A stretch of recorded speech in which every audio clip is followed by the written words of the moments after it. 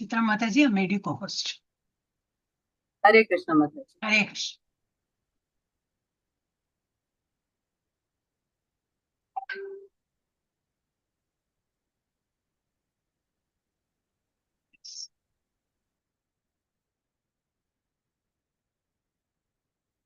Hare Krishna.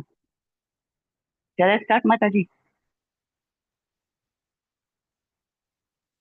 Yes, Mataji, you may start. Yes. Hare Krishna, everyone. Sri Sri Radha Govinda Temple, ISKCON Mangaluru welcomes you all on this Ekadashi Bhagavad Gita 700 Shloka recitation.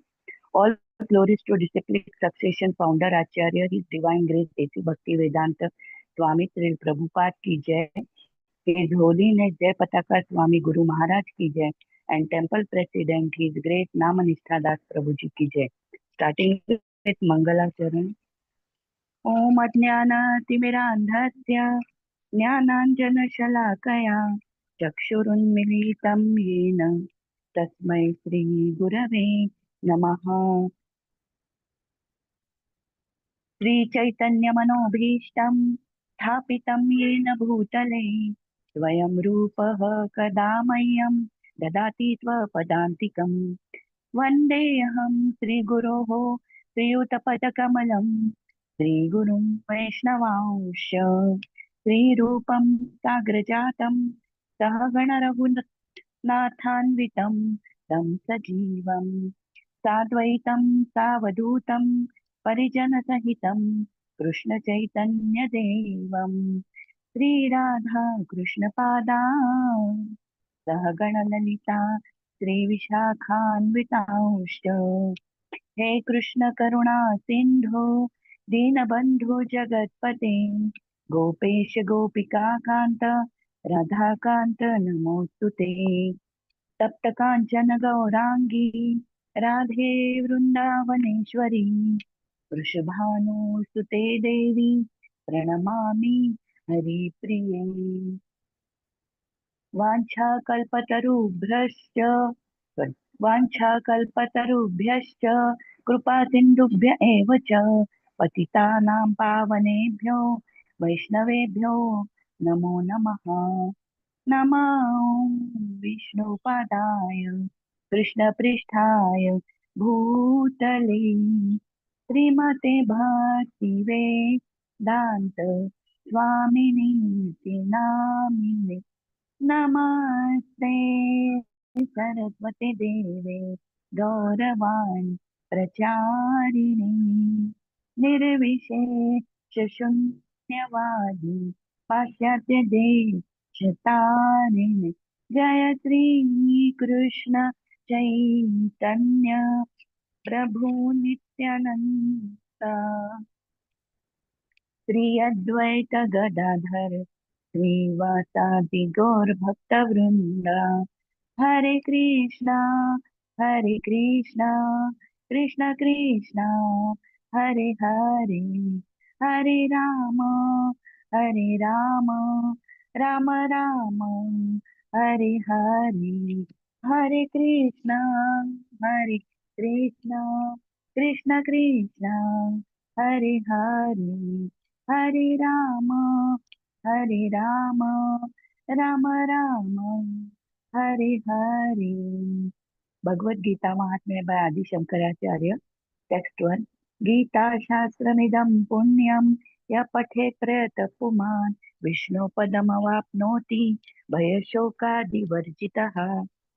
One who with a regulated mind recites with devotion the Bhagavad Gita scripture, which is the bestower of all virtue, will attain to a holy abode such as Vaikuntha, the residence of Lord Vishnu, which is always free from the mundane qualities based on fear and lamentation. Hare Krishna. Text 2. गीताध्ययनशीलस्य प्राणायामपरस्य च नैव सन्ति हि पापानि पूर्वजन्म कृतानि च. If one reads Bhagavad Gita very sincerely and with all seriousness, then by the grace of the Lord, the reactions of his past misdeeds will not act upon him. Hare Krishna. Text 3. मलनिर्मोचनं पुंसां जलस्नानं दिने दिने सकृद्गीतांभसि स्नानं संसारमलनाशनम्. One may cleanse himself daily by taking a bath in water, but if one takes a bath even once in the sacred Ganges water of Bhagavad Gita, for him the dirt of material life is altogether vanquished. Hare Krishna. Text 4. Gita Sugita Kartavya Kimanyaihi Shastra Vistaraihi Ya Swayam Padmanabhasya Mukha Padmadvidisruta. Because Bhagavad Gita is spoken by the Supreme Personality of Godhead, one need not read any other Vedic literature. One need only attentively and regularly hear and read Bhagavad Gita. In the present age, people are so absorbed in mundane activities that it is not possible for them to read all the Vedic literature. But this is not necessary. This one book, Bhagavad Gita, will suffice because it is the essence of all Vedic literature and especially because it is spoken by the Supreme Personality of Godhead. Hare Krishna. Text 5. भारतामृत सर्वस्वं विष्णोर्वक्त्राद्विनिसृतं गीता गंगोदकं पीत्वा पुनर्जन्म न विद्यते. By drinking the Ganges water of the Gita, the divine quintessence of the Mahabharata, the emanating from the holy lotus mouth of Lord Sri Vishnu, one will never take rebirth in the material world again. In other words, by devotionally reciting the Gita, the cycle of birth and death is terminated. Hare Krishna. Text is Sarvopaniषदो गावो दोग्धा गोपालनन्दनः पार्थो वत्सः सुधीर्भोक्ता दुग्धं गीतामृतं महत्. All the Upanishads are like a cow, and the milker of the cow is Lord Sri Krishna, the son of Nanda. Arjuna is the calf, the beautiful nectar of the Gita is the milk, and the fortunate devotees of fine theistic intellect are the drinkers and enjoyers of that milk. Hare Krishna. Text 7. Ekam Shastram Devaki Putra Geetam Eko Devo Devaki Putra Eva Eko Mantra Tasya Namani Yani Karmapyekam Tasya Devasya Seva. There need be only one holy scripture, the divine Gita, sung by Lord Sri Krishna, only one worshipable Lord, Lord Sri Krishna, only one Mahamantra, his holy name, Hare Krishna, Krishna Krishna, Hare Hare, Hare Rama, Rama Rama, Hare Hare, and only one duty, devotional service unto that supreme worshipable Lord, Sri Krishna. Hare Krishna, Krishna Krishna, Hare Hare, Hare Rama, Rama Rama, Hare Hare, Hare Krishna, Krishna Krishna, Hare Hare, Hare Rama, Rama Rama, Hare Hare, Hare Krishna, Krishna Krishna, Hare Hare, Hare Rama, Rama Rama, Hare Hare. Hare English Krishna. ಹೇಳ್ಕೊಂತಾರೆ ಸೀತಾರಾಮ ಸ್ವಾಮಿ ಕನ್ನಡದಲ್ಲಿ ಬರಬೇಕು.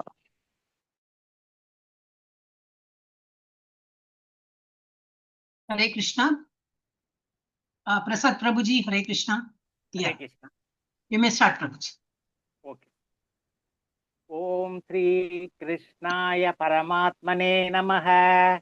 Ad Pradamodhyayah Arjuna Vishada Yoga Dhritarashtra Uvacha Dharma Kshetre Guru Kshetre Samaveda Yuyustavaha Mamaka Pandavachaiva Kimakurvata Sanjayah.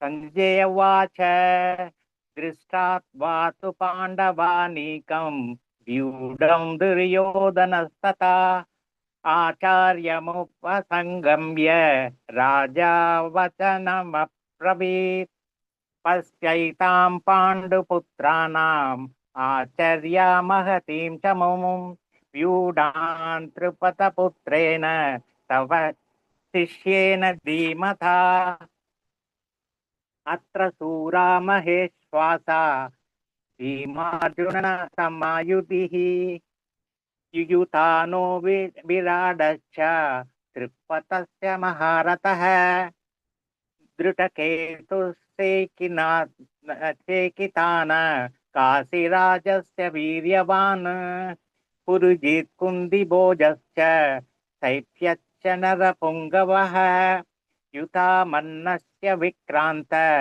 उत्तमौजास वीर्यवान् द्रौपदेयाश्च सर्व ये च महारथः अस्माकन्तु विदिष्टा तिष्ठाये शान्तिबोधत् विजोतमा नायका मम सन्दस्य संजार्थं तान् परविमिते भवान् भीष्मश्च कर्णश्च कृपश्च समितिञ्जयः अश्वात्मा विकर्णश्च सौमदत्तिः सततैव च अन्ये च बहवः शूरा मदर्ते त्यक्तजीविताः नानाशस्त्र प्रहराणा सर्वे युद्धविचारताः अपर्याप्तं तस्माकं बलं भीष्माभिरक्षितं पर्याप्तं तत्विदमेधाशां बलं भीमापि रक्षितम् अयनेषु च सर्वेषु यदा भागमवस्थिताः भीष्ममेवापि रक्षन्तु भवन्तः सर्व एव हि तस्य संजनयन् हर्षं गुरुवर्त प्रतापितामहः सिंहनादं विनत्योच्चै संगं तत्मौ प्रदापवान् ततसङ्गाच्च पेर्यच्च वनवानको मुखाः हैसैवाप्य हन्यन्त सप्तस्तु मूलोऽभवत् ततसैवेतैर्हैर्युते महति नेस्थितौ माधव पाण्डवश्चैव दिव्यौ शङ्खौ प्रदत्मतुः पाञ्चजन्यं हृषिकेशो देवदत्तं धनञ्जयः पौण्ड्रं तत्मौ महाशङ्खं भीमकर्म वृकोदरः अनन्तविजयं राजा कुन्तिपुत्रो युधिष्ठिरः नकुलसह देवश्च सुकोशमणिपुष्कौ काश्यश्च परमेश्वा च शिखण्डी च महारथः धृतद्युम्नो विराट्स सात्यकिश्च पराजितः तृप्तो द्रौपदेयाश्च सर्वप्रतिपते सौपत्रश्च महाबाहु संगान्तमुपृथक् सकोक्षातराष्ट्राणां हृदयानि व्यातायरयत् नपश्च प्रतिभिश्चैव तुमुलो वियनानुयन् अदव्यवस्थितान् दृष्ट्वा दार्धराष्ट्रान् कलिध्वजः प्रवृतो सुस्रसम्पादे धनुरुद्यम्य पाण्डवः ऋषिकेशं तदा वाक्यम् इदमाह महीपते सेनयोरूपयोर्मध्ये रथं स्थापय मेच्युत यावतेतान् निरेशं यातु कामानवस्थितान् कैर्मया सह योद्धव्यम् अस्मिन् रणसमुद्यमे योत्सयमान न वेक्षहं ये समागता दात्राष्ट्रस्य दुर्बुद्धोर्युद्धे पर्यसि कीर्षवः एवमुक्तो हृषीकेशो गुडाकेशन भारत सेनयोरूपयोर्मध्ये भवित्वा रथोत्तमम् भीष्मद्रोण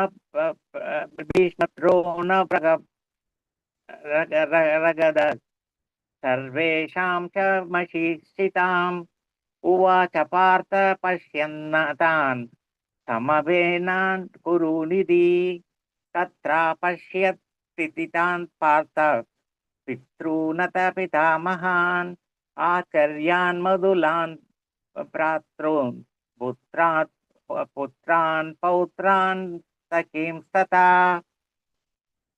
स्वसुरान् सुश्रुतश्चैव सेनयोरुपयैरपि तान् समीक्षय स कौन्तेय सर्वान् बन्धूनवस्थितान् कृपया प्रेयाविष्टो विषि अब्रवीत् अर्जुन उवाच दृष्टिवेमं स्वजयनं कृष्ण युगुत्सं समुपस्थितं पीतन्ति मम गात्राणि मुगं च परिशुषयति वेपतुश्च शरीरे मे रोमहर्षश्च जायते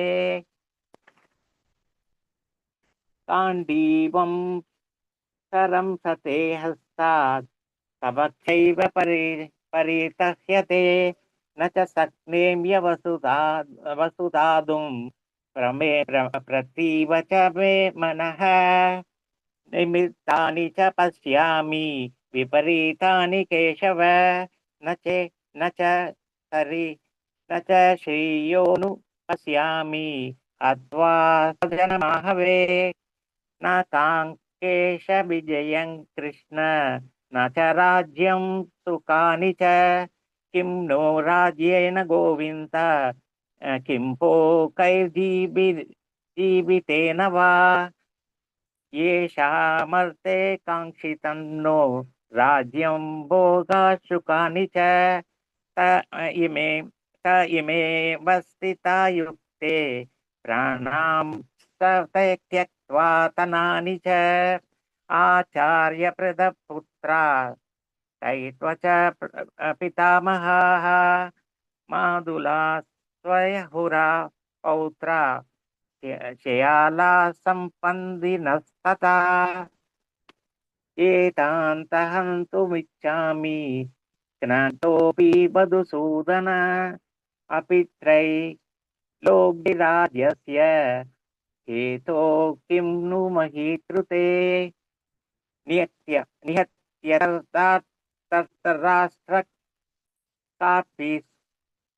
कार्पीसया जनार्दन पापमेवाश्रये समान हयत्वा नादतायिनः तस्मान्नार्हा वयं हन्तुं दार्धराष्ट्रस्वपान्तवात् स्वजनं हि कथं हत्वा सुखिनः स्याम माधव यत्यव्येते न पश्यन्ति लोभे बहत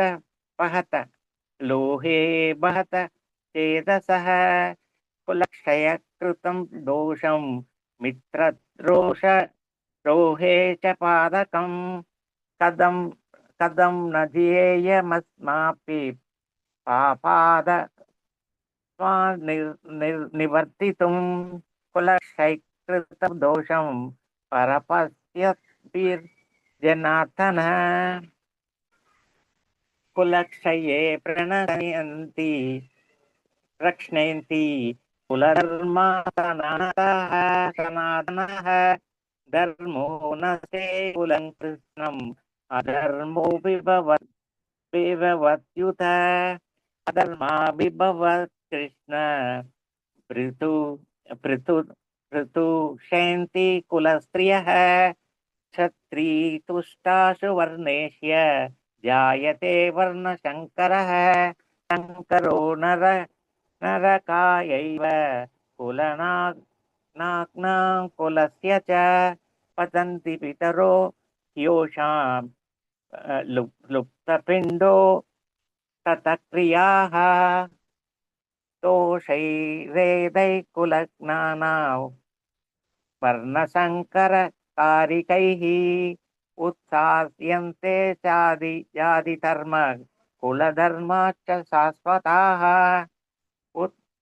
उत्सन्दकुलधर्माणां मनुष्याणां जनार्दन नरके नियतं वाचो भविष्य नुशुश्रुमा अहो पदमहत् पापं कर्तुं विवर्तिता वयं यत् राज्यसुखलोभेन हन्तुं स्वजनमुद्यताः यति माम प्रतीकारम् अवसरं शस्त्रपाणयः तादराश्रणे अन्योदन्मे छेदमदरं भवेत् एवमुक्त्वार्जन संख्ये रथोपस्थ उपाविशत् विसृज्य ससरं चापं शोकसंविघ्न मानसः। ओम श्री कृष्णार्जुन ओम तत्सत् इति श्रीमद्भगवद्गीतासु उपनिषत्सु ब्रह्मविद्यानां योगशास्त्रे श्रीकृष्णार्जुन संवादे अर्जुन विषायोग नाम प्रथम अध्यायः। हरे कृष्ण। हरे कृष्णा हरे कृष्णा कृष्ण हरे कृष्ण कृष्णा हरे कृष्णा हरे कृष्णा कृष्ण हरे कृष्ण राम राम राम हरे हरे राम राम राम हरे हरे कृष्णा हरे कृष्ण कृष्ण कृष्ण हरे हरे राम हरे राम राम हरे हरे हरे कृष्णा हरे कृष्ण कृष्ण कृष्ण हरे राम हरे राम।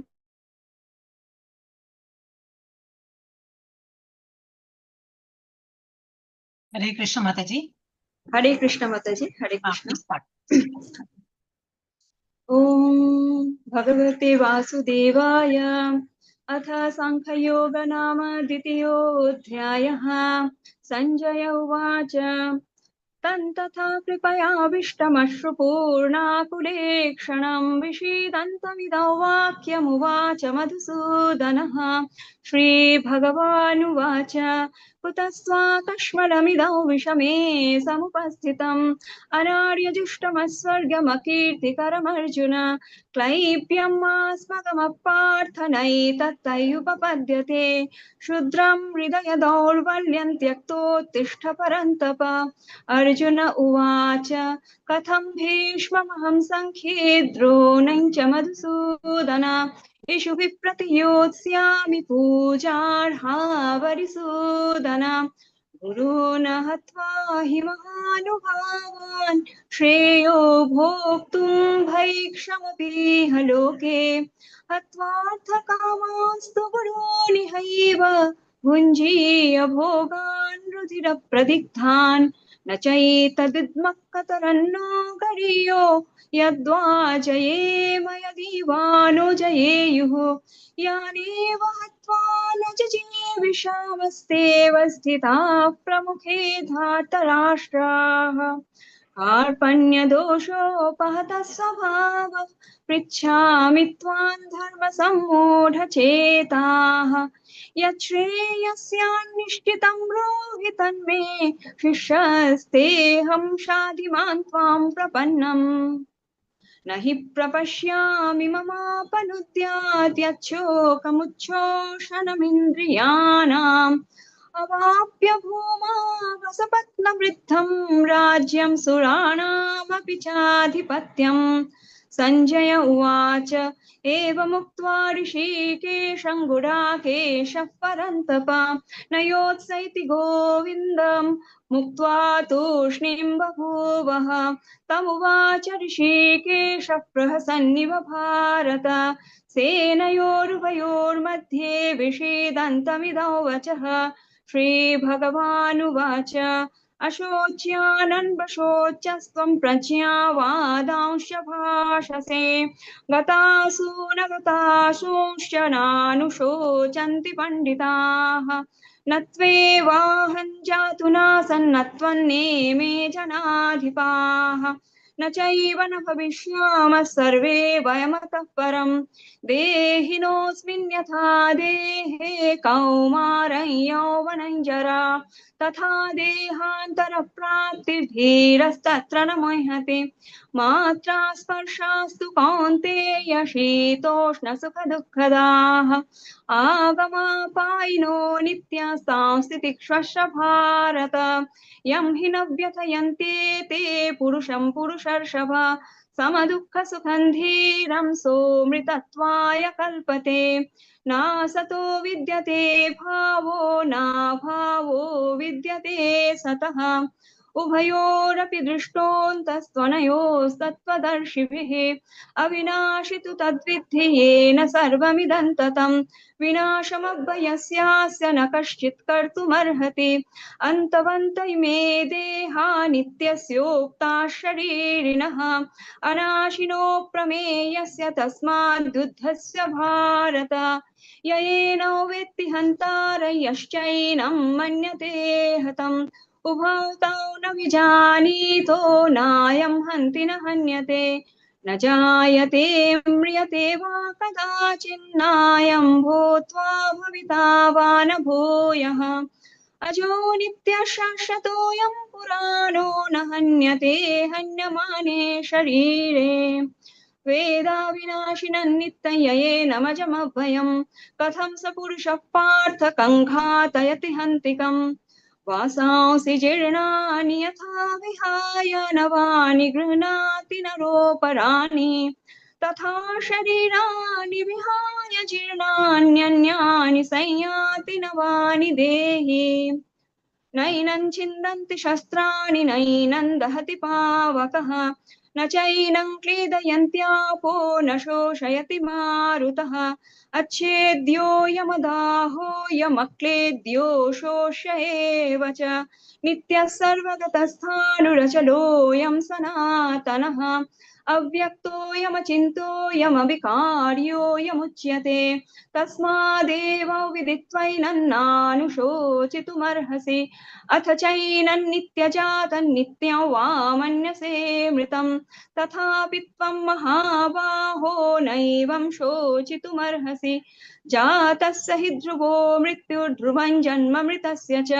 तस्मादपरिहार्येऽर्थे न त्वं शोचितुमर्हसि अव्यक्तादीनि भूतानि व्यक्तमध्यानि भारत अव्यक्तनिधनान्येव तत्र का परिदेवना आश्चर्यवत् पश्यति कश्चिदेनमाश्चर्यवद् वदति तथैव चान्यः आश्चर्यवच्चैनमन्यः शृणोति श्रुत्वाप्येनौ वेद न चैव कश्चित् देहि नित्यमवध्योऽयं देहे सर्वस्य भारत तस्मात् सर्वाणि भूतानि न त्वं शोचितुमर्हसि स्वधर्ममपि चावेक्ष्य न विकम्पितुमर्हसि धर्म्याधियुद्धात् श्रेयोऽन्यत् क्षत्रियस्य न विद्यते यदिच्छया चोपपन्नं स्वर्गद्वारमपावृतं सुखिनः क्षत्रियाः पार्थ लभन्ते युद्धमीदृशम् अथ चेत्त्वमिमं धर्म्यं सङ्ग्रामं न करिष्यसि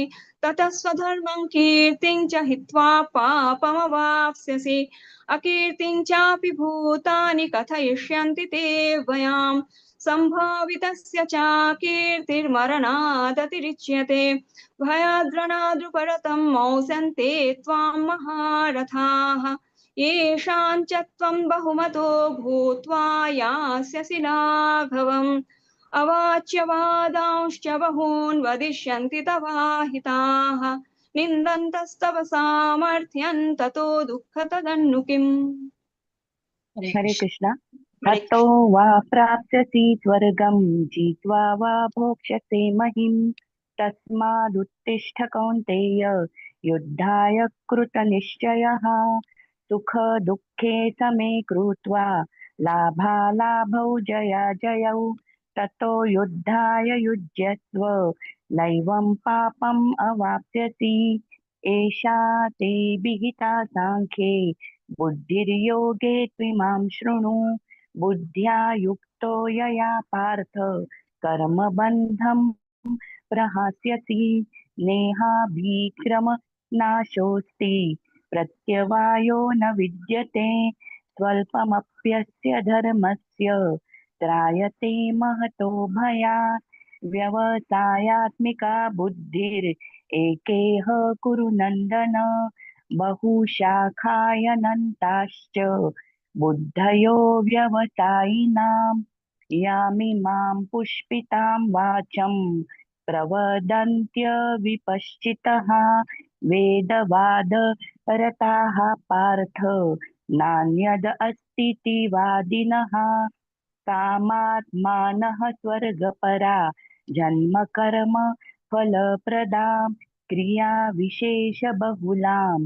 भोगैश्वर्यगतिं प्रति भोगैश्वर्यप्रसक्तानां तया परतचेतसां व्यवसायात्मिका बुद्धिः समाधौ न विधीयते त्रैगुण्यविषया वेदा निस्त्रैगुण्यो भवार्जुन निर्द्वन्द्वो नित्यसत्त्वस्थो निर्योगक्षेम आत्मवान् यावानर्थ उदपाने सर्वतः सम्प्लुतोदके तावान् सर्वेषु वेदेषु ब्राह्मणस्य विजानतः कर्मण्येवाधिकारस्ते मा फलेषु कदाचन मा कर्मफलहेतुर्भूर्मा मा कर्मफलहेतुर्भूर्मा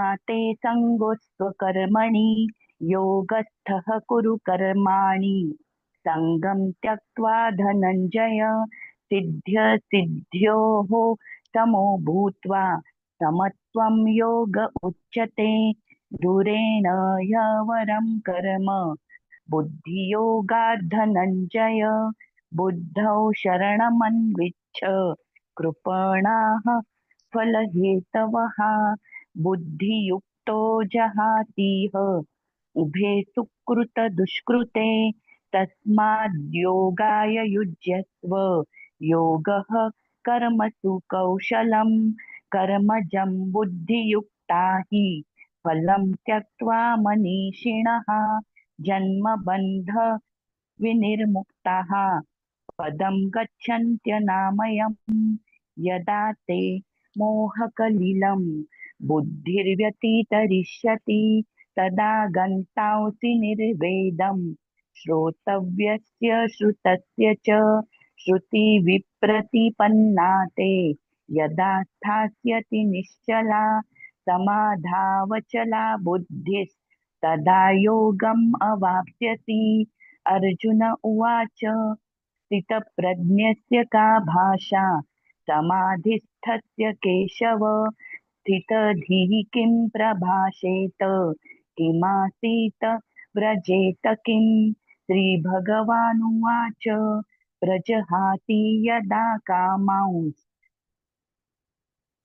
अर्वान् पार्थ मनोगतान् आत्मन्येवात्मना तुष्टः स्थितप्रज्ञस्तदोच्यते दुःखेष्वनुद्विग्नमनाः सुखेषु विगतस्पृहः वित्तरागभयक्रोधः स्थितधीर्मुनिरुच्यते यः सर्वत्र नभिस्नेहस्तत् तत्प्राप्य शुभाशुभं नाभिनन्दति न द्वेष्टि तस्य प्रज्ञा प्रतिष्ठिता यदा संहरते चायं कुर्मोऽङ्गानिव सर्वशः इन्द्रियान् इन्द्रियार्थेभ्यः तस्य प्रज्ञा प्रतिष्ठिता विषया विनिवर्तन्ते निराहारस्य देहिनः रसवर्जं रसोऽप्यस्य परं दृष्ट्वा निवर्तते यततो ह्यपि कौन्तेय पुरुषस्य विपश्चितः इन्द्रियाणि प्रमाथीनि हरन्ति प्रसभं मनः तानि सर्वाणि संयम्य युक्त आसीत मत्परः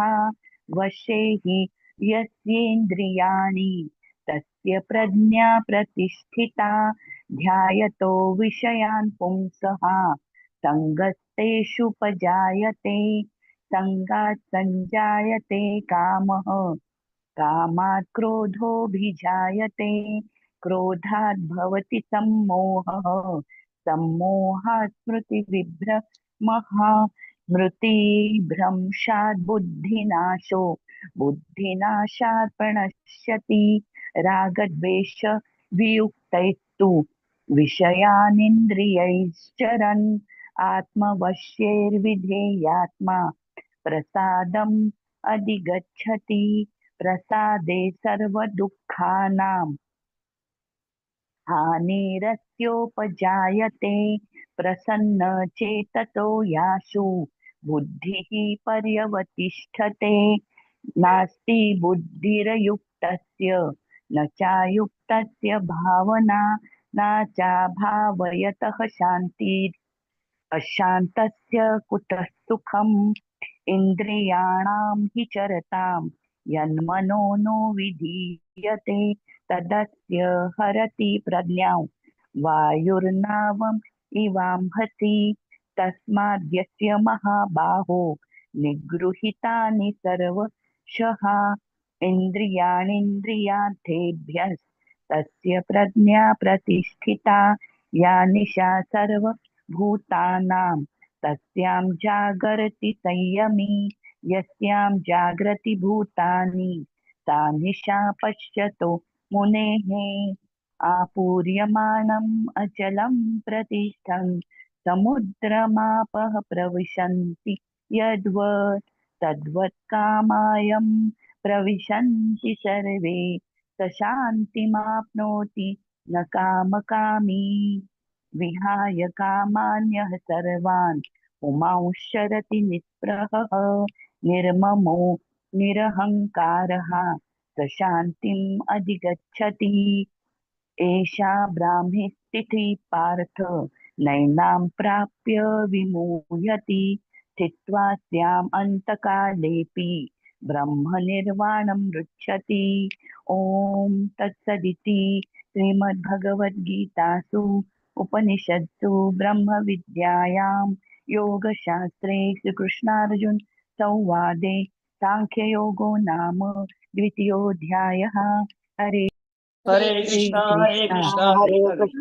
कृष्णा कृष्णा हरे राम हरे राम हरे राम हरे राम हरे कृष्णा हरे हरे हरे राम हरे राम हरे राम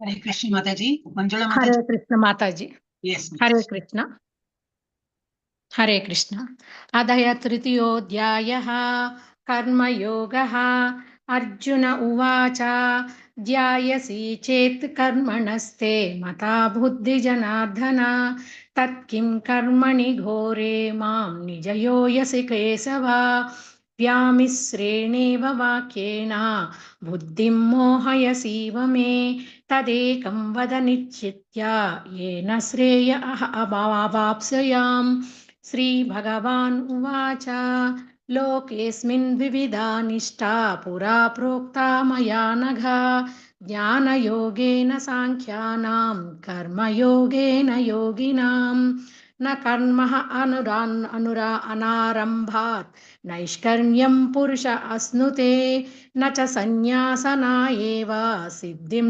समधिगच्छति न हि कच्चित् क्षणमपि जातु तिष्ठत्य कर्मकृतु कार्यते हि अवसः कर्म सर्वः प्रकृतिजैः गुणैः कर्मेन्द्रियाणि संयम्य य आस्ते मनसा स्मरन् इन्द्रियार्थान् विमूढात्मा मिथ्याचारसः बुध्यते यस्त्विन्द्रियाणि मनसा नियम्याराव्यते अर्जुन कर्मेन्द्रियैः कर्मयोगम् आसक्तः स विशिष्यते नियन्तं कुरु कर्म त्वं कर्मध्यायो ह्यकर्मणः शरीरयात्रापि च ते न प्रसिद्ध्येतद कर्मणः यज्ञात् कर्मण्यो अन्यत्र लोकोऽयं कर्मबन्धनः तदर्थं कर्म कौन्तेय मुक्तसङ्गः समाचर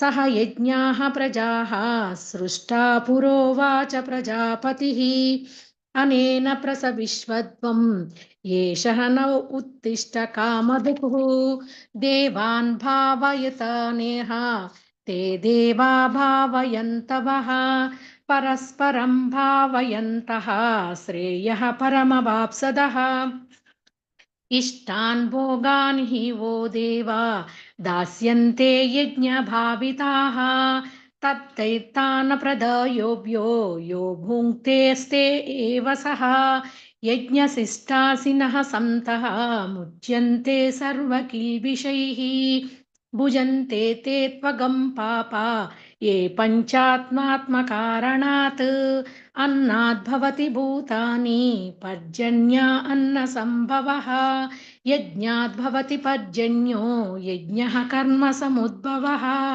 कर्म ब्रह्मोद्भवं विद्धि ब्रह्माक्षरसमुद्भवं तस्मात् सर्वगतं ब्रह्म नित्यं यज्ञे प्रतिष्ठितम् एवं प्रवर्तितं चक्रं न अनुवर्तते यः अघा इन्द्रिया रामो मोघं पार्थ स जीवति यस्मात्मरतिरेण स्यात् आत्मतृप्तच्च मानवः आत्मन्येव च सन्तुष्टः तस्य कार्यं न विद्यते नैव तस्य कृतेनार्थो न कृतेनेह कश्चन न चास्य सर्वभूतेषु कच्चिदर्थव्यपाश्रयः तस्मादसक्तः सततं कार्यं कर्म समाचर असक्त्योः चरणं कर्म परमाप्नोति पुरुषः कर्मण्येभिः संसिद्धिम् आस्थिता जनकादयः लोकसङ्ग्राहमेवापि सम्पश्यन् कर्तुमर्हसि यद्यदाचरति श्रेष्ठः तत्तदेवोत्तरो जनः यत् प्रमाणं कुरुते लोकस्तदनुवर्तते न मे पार्थास्ति कर्तव्यं त्रिषु लोकेषु किञ्चन नानावाप्तमवाप्तव्यं वर्त एव च कर्मणि यदि ह्यनं न वर्तेयं जातु कर्मण्यतेन्द्रियतः मम वर्तानुवर्तन्ते मनुष्याः पार्थ सर्वसः उत्सीदते मे लोका न कुर्यां कर्म चेदहं शङ्करस्य च कर्ता स्याम् उपहन्यामि माः प्रजाः सक्ताः कर्मण्य विद्वांसो यदा कुर्वन्ति भारत कुर्वाद्विद्वंसास्तदा सक्तः चिक्लीशोकलोकसङ्ग्रहां न बुद्धिभेदं जनयेत् अज्ञानं कर्मसङ्गिनां जोषयेत् सर्वकर्माणि विद्वान् युक्तः समाचरन् प्रकृतेः क्रियमाणानि गुणैः कर्माणि सर्वशः अहङ्कारविमूढात्मा कर्ताहमिति मन्यते तत्त्ववित्तु महाबाहो गुणकर्मविभागयोः गुणागुणेषु वर्तन्त इति मत्वा न सज्जते प्रकृतिर्गुणैः सम्मूढाः सज्जन्ते गुणकर्मसु तान् कृष्णविदो मन्दान् कृष्णविन्न विचालयते मयि सर्वाणि कर्माणि सन्न्यस्याध्यात्मचेतसा निरासी निर्मोहो भूत्वा युज्यस्य विगतज्वरः ये मे मतमिदं नित्यम् अनुतिष्ठन्ति मानवाः श्रद्धावन्ता न सूयन्तो मुच्यन्ते तेऽपि कर्मभिः ये त्वेत अभ्यसूनयन्तो नानुतिष्ठन्ति मे मतम् सर्वज्ञानविमूढास्तान् विद्धि नष्टान् चेतसः सदृशं चेष्टते स्वस्याः प्रकृतेः ज्ञानवानसि प्रकृतिं यान्ति भूतानि निग्रह किं करिष्यति इन्द्रियासिन्द्रिये साध्ये रागद्वेषो व्यवस्थितो तयोर्निवसमागच्छेत् तौ ह्यस्य परिपन्थिनो श्रेयान् स्वधर्मः विगुणः परधर्मा स्वनुष्ठितात् स्वधर्मे निधनं श्रेयः परधर्मो भयावहः। अर्जुन उवाच अधकेन प्रयुक्तोऽयं पापं चरति पुरुषः अनिच्छिन्नपि वार्ष्णेय बलादिव नियोजितः। श्रीभगवानुवाच काम एष क्रोध एष रजोगुणसमुद्भवः महासनो महापाप्ना विद्येनमिह मैरिणम् धूमेनाव्रियते वह्निः यदादर्शो मलेन च यथोल्बनेनावृतो गर्भः तदा तेदेनमावृतम् आवृतं ज्ञानमेतेन ज्ञानिनो नित्यवैरिणा कामरूपेण कौन्तेय दुष्पुरेणेन च इन्द्रियाणि मनोबुद्धिः अस्याधिष्ठानमुच्यते एतर्विहिमोहायत्येषा ज्ञानमावृत्य देहिनम् तस्मात् त्व इन्द्रियाण्यादो नियम्य भरतर्षभ पाप्नां प्रजाहिह्येन्यं ज्ञानविज्ञाननाशनम् इन्द्रियाणि पराण्याहुः इन्द्रियेभ्यः परं मनः मनसस्तु परा बुद्धिः यो बुद्धे परतस्तु सः एवं बुद्धे परं बुद्ध्वा संस्तुभ्यात्मानमात्मना जहि शत्रुं महाबाहो कामरूपं दुरासदम्। ओम तत्सदिति श्रीमद्भगवद्गीता उपनिषत्सु ब्रह्मविद्यायां योगशास्त्रे श्रीकृष्णार्जुन संवादे कर्मयोगो नाम तृतीयोऽध्यायः। कृष्णार्पणम्। हरे कृष्ण हरे हरे कृष्ण कृष्ण हरे कृष्ण हरे हरे राम राम हरे हरे राम राम हरे हरे हरे कृष्ण कृष्ण हरे हरे राम राम हरे राम हरे राम राम राम हरे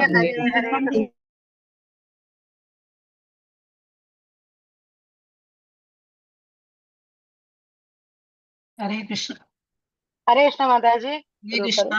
हरे कृष्ण हरे कृष्णा हरे कृष्णा। ओम श्री कृष्ण परमात्मने नमः।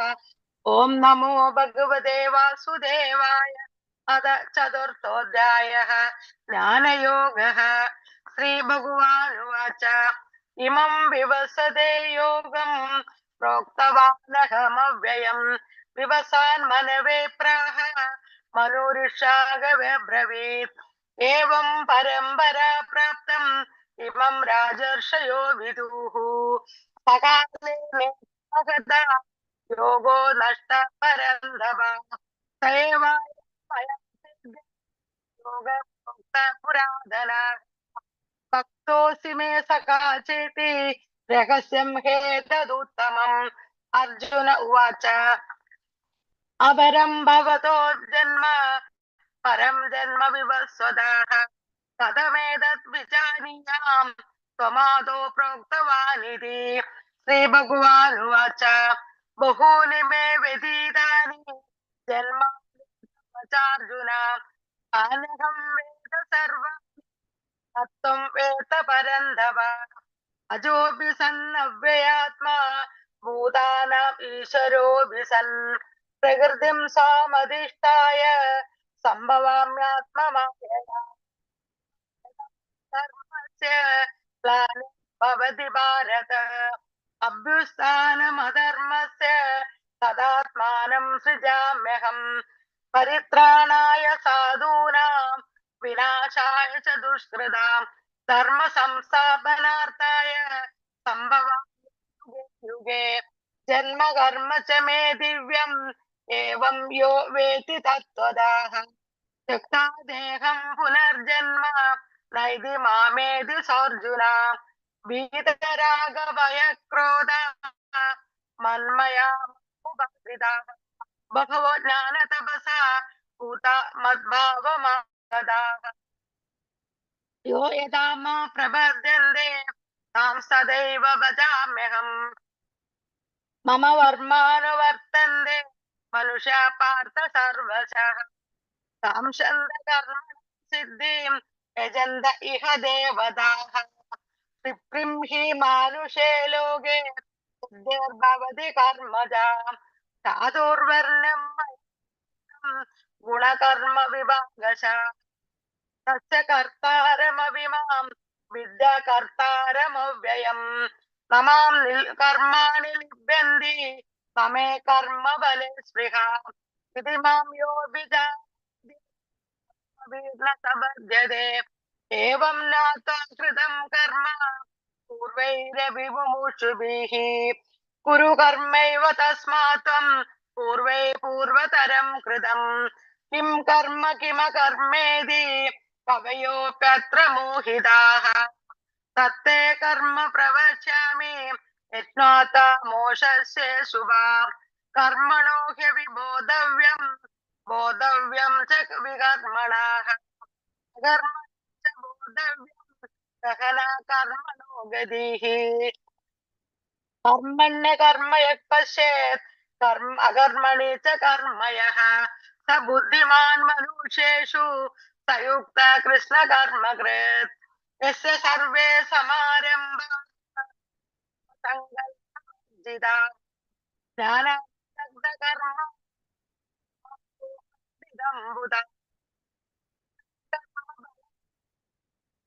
तृप्तो निराश्रया कर्मण्य नैव किञ्चित् करोति सः निराशीर् यदचित्तात्मा त्यक्त सर्व परिग्रहाः शारीरं केवलं कर्म कुर्वन्नोति किल्बिषम् यदृच्छालाभसन्तुष्टो दुर्दाधीतो विमत्सराः समसिद्धावसिद्धौ च कृत्वा विना निबध्यते गतसङ्गस्य मुक्तस्य ज्ञानावस्थितचेतसाः यत्र समग्रं प्रविद्यते ब्रह्मणोदम् ब्रह्मैव तेन गन्तव्यम् ब्रह्मकर्म समाधिना एवमेवापरे यत्नम् योगिना परुपासते ब्रह्माग्नौ अपरे यत्नम् यत्नैवोपजुह्यते श्रोत्रादीन् इन्द्रियाणि सम्यग्नेषु जुह्यते शब्दादीन् विषयान् इन्द्रियाग्नेषु जुह्यते सर्वाणीन्द्रियकर्माणि प्राणकर्माणि चापरे आत्मसंयम योगाग्नो जुह्यति ज्ञानदीपिते द्रव्ययज्ञा सभो यज्ञा योगयज्ञा सदा परे संस्कृता वृताः अपारे जुह्यति प्राणापानगति युद्ध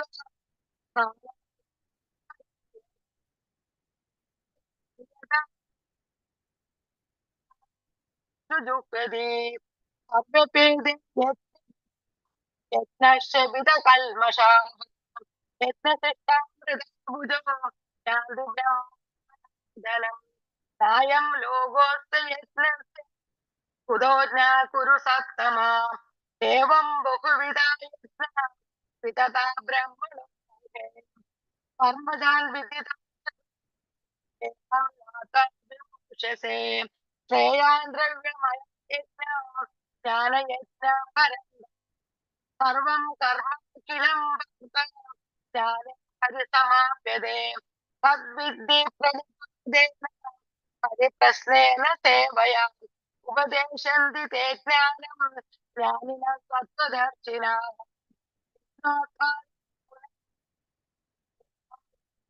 पाण्डव येन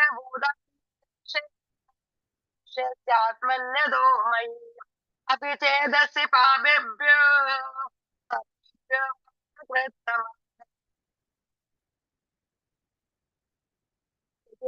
सन्दरिष्यसि यदैतांसि समिग्धग्ने भस्मसात् कुरुते अर्जुन ज्ञानाग्नि सर्वकर्म भस्मसात् कुरुते तदा न हि ज्ञानेन सदृशं पवित्रमिह विद्यते संशयं योगसंसिद्धः कालेनात्मनि विन्दति श्रद्धावान् लभते ज्ञानं तत्परं संयदेन्द्रियाः ज्ञानं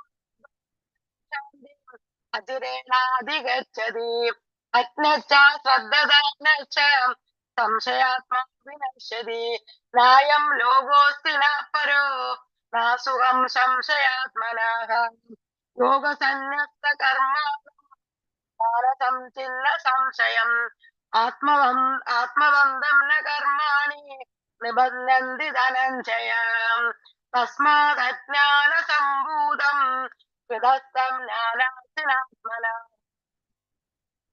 संशयं योग आदिष्ट बालक ओम सत्सत् इति श्रीमद्भगवद्गीतासु उपनिषत्सु ब्रह्म विद्यायां योगशास्त्रे श्रीकृष्णार्जुन संवादे ज्ञानयोगो नाम चतुर्थोऽध्यायः हरे कृष्ण हरे कृष्ण हरे कृष्ण कृष्ण कृष्ण हरे हरे हरे राम हरे राम राम राम हरे हरे हरे कृष्ण हरे हरे कृष्ण कृष्ण हरे हरे कृष्ण राम हरे राम हरे राम हरे राम हरे हरे राम हरे राम राम हरे राम हरे हरे हरे राम कृष्ण हरे कृष्ण कृष्ण कृष्ण कृष्ण हरे कृष्ण हरे हरे हरे हरे राम हरे राम राम राम हरे राम राम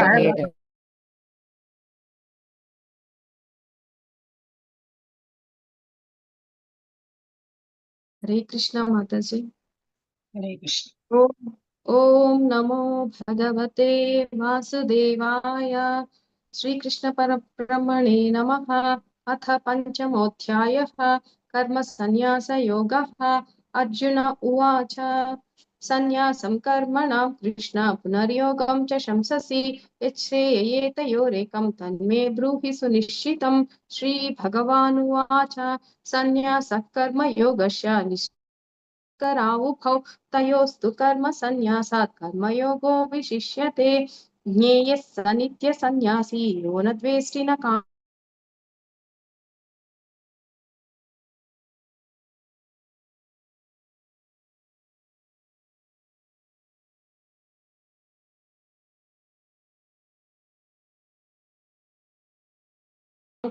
प्राप्यते स्थानं तद्योगैरपि गम्यते।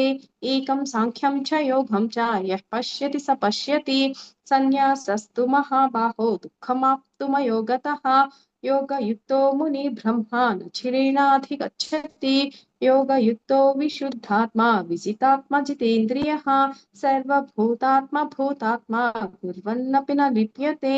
नैव किञ्चित् करोमीति युक्तो मन्येत तत्त्ववित्। पश्यन् शृण्वन् स्पृशन् जिघ्रन् अश्नन् गच्छन् स्वपन् स्वसन् प्रलपन् विसृजन् गृह्णन् उन्निशन् निमिषन्नपि इन्द्रियाणीन्द्रियार्थेषु वर्तन्त इति धारयन् ब्रह्मण्याधाय कर्माणि सङ्घं त्यक्त्वा करोति यः लिप्यते न स पापेन पद्मपत्रमिवाम्भसा।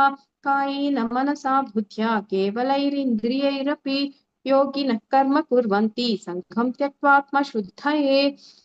युक्तः कर्मफलं त्यक्त्वा शान्तिमाप्नोति नैष्टिकीम्। अयुक्तः कामकारेण फले सक्तो निबध्यते। सर्वकर्माणि मनसा सन्न्यस्यास्ते सुखं वशी। नवद्वारे पुरे देहि नैव कुर्वन्न कारयन्। न कर्तृत्वं न कर्माणि लोकस्य सृजति प्रभुः। न कर्मफलसंयोगं स्वभावस्तु प्रवर्तते। नादत्ते कस्यचित् पापं न चैव सुकृतं विभुः। अज्ञानेनावृतं ज्ञानं तेन मुह्यन्ति जन्तवः। ज्ञाने न तु तदज्ञानं येषां नाशितमात्मनः। तेषामादित्यवत् ज्ञानं प्रकाशयति तत्परम्। तद्बुद्धयस्तदात्मानः तन्निष्ठास्तत्परायणाः गच्छन्त्यः पुनरावृत्तिं ज्ञाननिधूस्तकल्मषाः। विद्या विनय संपन्ने ब्राह्मणे गविहस्तिनि शुनि चैव स्वपाके च पण्डिताः समदर्शिनः। इहैव तैर्जितः सर्गो येषां साम्ये स्थितं मनः। निर्दोषं हि समं ब्रह्म तस्मात् ब्रह्मणि ते स्थिताः। न प्रहृष्येत् प्रियं प्राप्य नो द्विजेत् प्राप्य च प्रियं। स्थिरबुद्धिरसम्मूढो ब्रह्मविद् ब्रह्मणि स्थितः।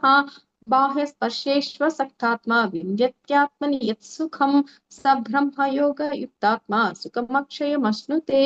ये हि संस्पर्शजा भोगा दुःखयोनय एव ते। आद्यन्तवन्तः कौन्तेय न तेषु रमते बुतः। शक्नोति हैव यः सोढुं प्राक्शरीरविमोक्षणात्। कामक्रोधोद्भवं वेगं संयुक्तः स सुखी नरः योऽन्तः सुखोऽन्तरारामः तथान्तर्ज्योतिरेव यः स योगी ब्रह्म निर्वाणं ब्रह्मभूतोऽधिगच्छति लभन्ते ब्रह्म निर्वाणं ऋषयः क्षीणकल्मषाः चिन्नद्वैतायतात्मानः सर्वभूतहिते रताः कामक्रोधविमुक्तानां यतीनां यतचेतसाम् अभितो ब्रह्म निर्वाणं वर्तते विदितात्मनाम् स्पर्शान् कृत्वा बहिर्बाह्यं चक्षुश्चैवान्तरे भ्रुवोः प्राणापानौ समौ कृत्वा नासाभ्यान्तरचारिणौ यतेन्द्रियमनो बुद्धिः मुनिर्मोक्षपरायणः विगतेच्छाभयक्रोधो यः सदा मुक्त एव सः भोक्तारं यज्ञतपसं सर्वलोकमहेश्वरं सुहृदं सर्वभूतानां ज्ञात्वा मां शान्तिमृच्छति ॐ तत्सदिति श्रीमद्भगवद्गीतासु उपनिषत्सु ब्रह्मविद्यायां योगशास्त्रे श्रीकृष्णार्जुन संवादे कर्मसन्न्यासयोगो नाम पंचमोऽध्यायः। हरे कृष्ण हरे कृष्ण राम राम हरे हरे हरे राम हरे राम हरे राम राम राम हरे हरे कृष्णा हरे Krishna Hare Hare Ram Ram Recite slowly. Please recite slowly.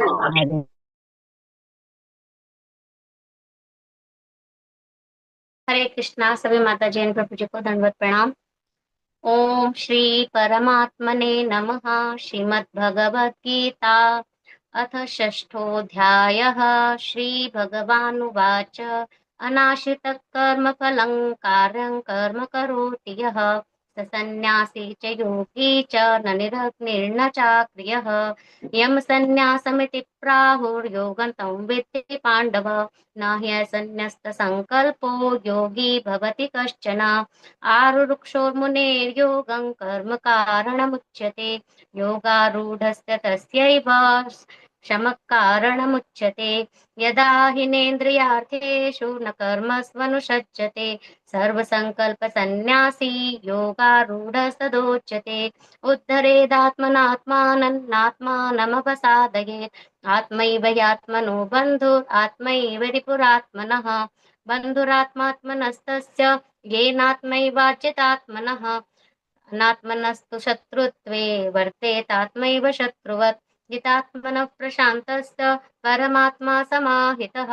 शीतोष्णसुखदुःखेषु तथा मानापमानयोः ज्ञानविज्ञानतृप्तात्मा कूटस्थो विजितेन्द्रियः युक्त इत्युच्यते योगी समलोष्टाश्मकाञ्चनः सुहृन्मित्रार्युदासीन मध्यतद्देशबन्धुषु साधुष्वपि च पापेषु समबुद्धिर्विशिष्यते योगी युञ्जीत सततम् आत्मानं रहसि स्थितः एकाकी यतचित्तात्मा निराशीरपरिग्रहः शुचौ देशे प्रतिष्ठाप्य स्थिरमासनमात्मनः नात्युच्छ्रितन्नातिनीचं चैलाजिनकुशोत्तरम् तत्रैकाग्रं मनः कृत्वा यतचित्तेन्द्रियक्रियः उपविश्यासने युञ्जात् योगमात्मविशुद्धये समङ्काय शिरो ग्रीवन् धारयन्नचलं स्त्रः समप्रेक्ष्य नासिकाग्रं स्वं दिशश्चानवलोकयन् प्रशान्तात्मा विगतभिः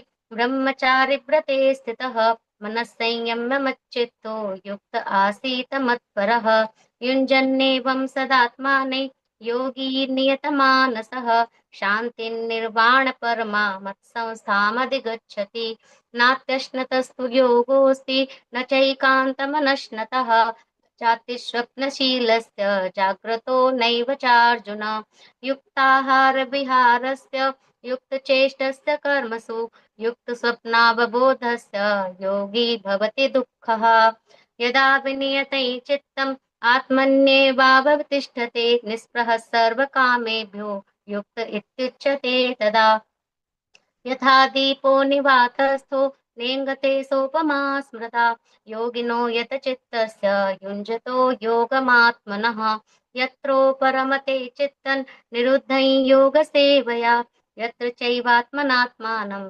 पश्यन्नात्मनि तुष्यति सुखमात्यन्तिकं यत्तद् बुद्धिग्राह्यमतीन्द्रियं वेत्ति यत्र न चैवायं स्थितश्चलति तत्त्वतः यल्लब्ध्वा चापरल्लाभं मन्यते नाधिकं ततः यस्मिन् स्थितो न दुःखेन गुरुणापि विचाल्यते तं विद्यात् दुःखसंयोगा वियोगं योगसंज्ञितं स निश्चयेन योक्तव्यो योगो निर्वीणचेतसा सङ्कल्पप्रभवान् कामांस् त्यक्त्वा सर्वान् शेषतः मनस्सैवेन्द्रियग्रामौ विनियम्य समन्ततः शनैः शनैरुपरमेत् बुद्ध्या धृतिगृहीतया आत्मसंस्थं मनः कृत्वा न किञ्चिदपि चिन्तयेत् यतो यतो निश्चरति मनश्चञ्चलमस्थिरं ततस्ततो नियम्यैतत् आत्मन्येव वशन्नयेत् प्रशान्तमनसं ह्येनै योगिनं सुखमुत्तमम्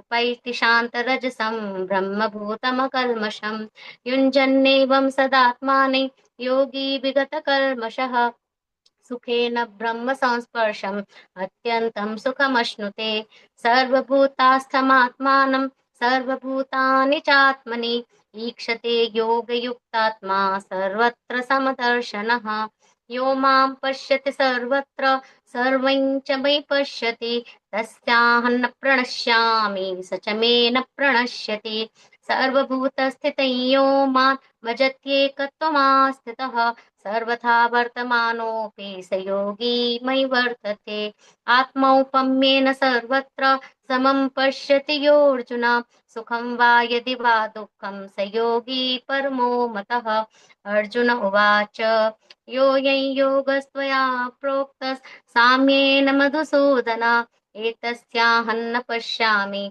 चञ्चलत्वात् स्थितिं स्थिराम् चञ्चलं हि मनः कृष्ण प्रमाथि बलवदृढम् तस्याहं निग्रहं मन्ये वायोरिव सुदुष्करम् श्रीभगवानुवाच असंशयं महाबाहो मनो दुर्निग्रहं चलन् अभ्यासेन तु कौन्तेय वैराग्येण च गृह्यते असंयतात्मना योगो दुष्प्राप इति मे मतिः वश्यात्मना तु यतता शक्यो वाप्तुमुपायतः अर्जुन उवाच अयति श्रद्धयोपेतो योगाच्चलितमानसः अप्राप्य योगसंसिद्धं कां गतिं कृष्ण गच्छति कच्चिन्नोऽप्यविभ्रष्टश्चिन्नाभ्रमिव नश्यति अप्रतिष्ठो महाबाहो विमूढो ब्रह्मणः पथि एतन्मे संशयं कृष्ण छेत्तुमर्हस्य शेषतः तदन्यसंशयस्यास्य चेता न हि उपपद्यते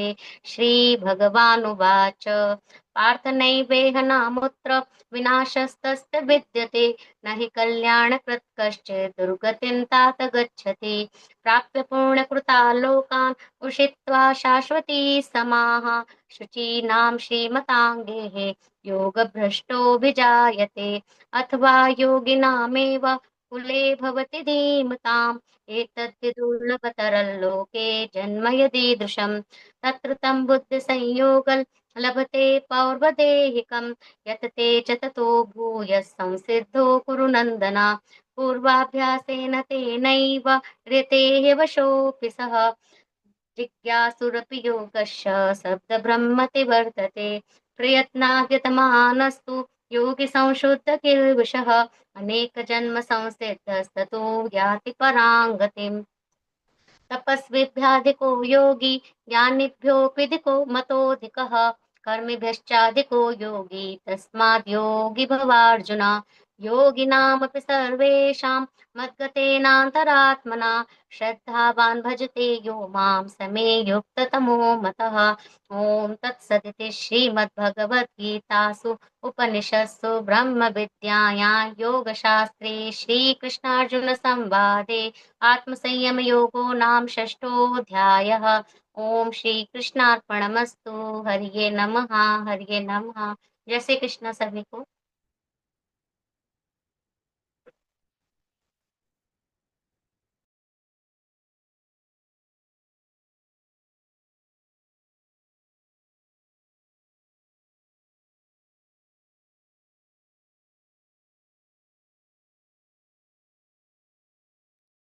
हरे कृष्णा हरे हरे कृष्णा कृष्णा कृष्ण कृष्ण कृष्ण हरे कृष्ण हरे हरे हरे हरे राम हरे राम हरे राम राम कृष्णा हरे हरे कृष्णा कृष्ण हरे हरे हरे राम हरे राम हरे हरे राम कृष्ण राम हरे राम कृष्ण हरे राम हरे हरे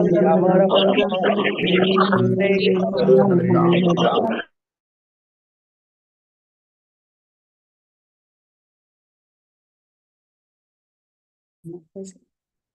ओम श्री परमात्मने नमः। अथ सप्तमोऽध्यायः ज्ञानविज्ञानयोगः। श्रीभगवानुवाच मय्यासक्तमनः पार्थ योगं युञ्जन्मदाश्रयः असंशयं समग्रं मां यथा ज्ञास्यसि तत् शृणु। ज्ञानं तेहं सविज्ञानम् इदं वक्ष्याम्यशेषतः यज्ञात्वा नेह भूयोऽन्यत् ज्ञातव्यमवशिष्यते। मनुष्याणां सहस्रेषु कश्चित् यतति सिद्धये यततामपि सिद्धानां कश्चिन्मां वेत्ति तत्त्वतः। भूमिरापो नलो वायुः खं मनो बुद्धिरेव च अहङ्कारमितीयं मे भिन्ना प्रकृतिरष्टधा। अपरेयमितस्त्वन्यं प्रकृतिविद्धि मे परं जीवभूतं महाबाहो य एदं धार्यते जगत्। एतद्योनीनि भूतानि सर्वाणीत्युपधारय अहं कृष्णस्य जगतः प्रभवः प्रलयस्तथा। मत्तः परतरं नान्यत् किञ्चिदस्ति धनञ्जय मयि सर्वमिदं प्रोतं सूत्रे मणिगणा इव।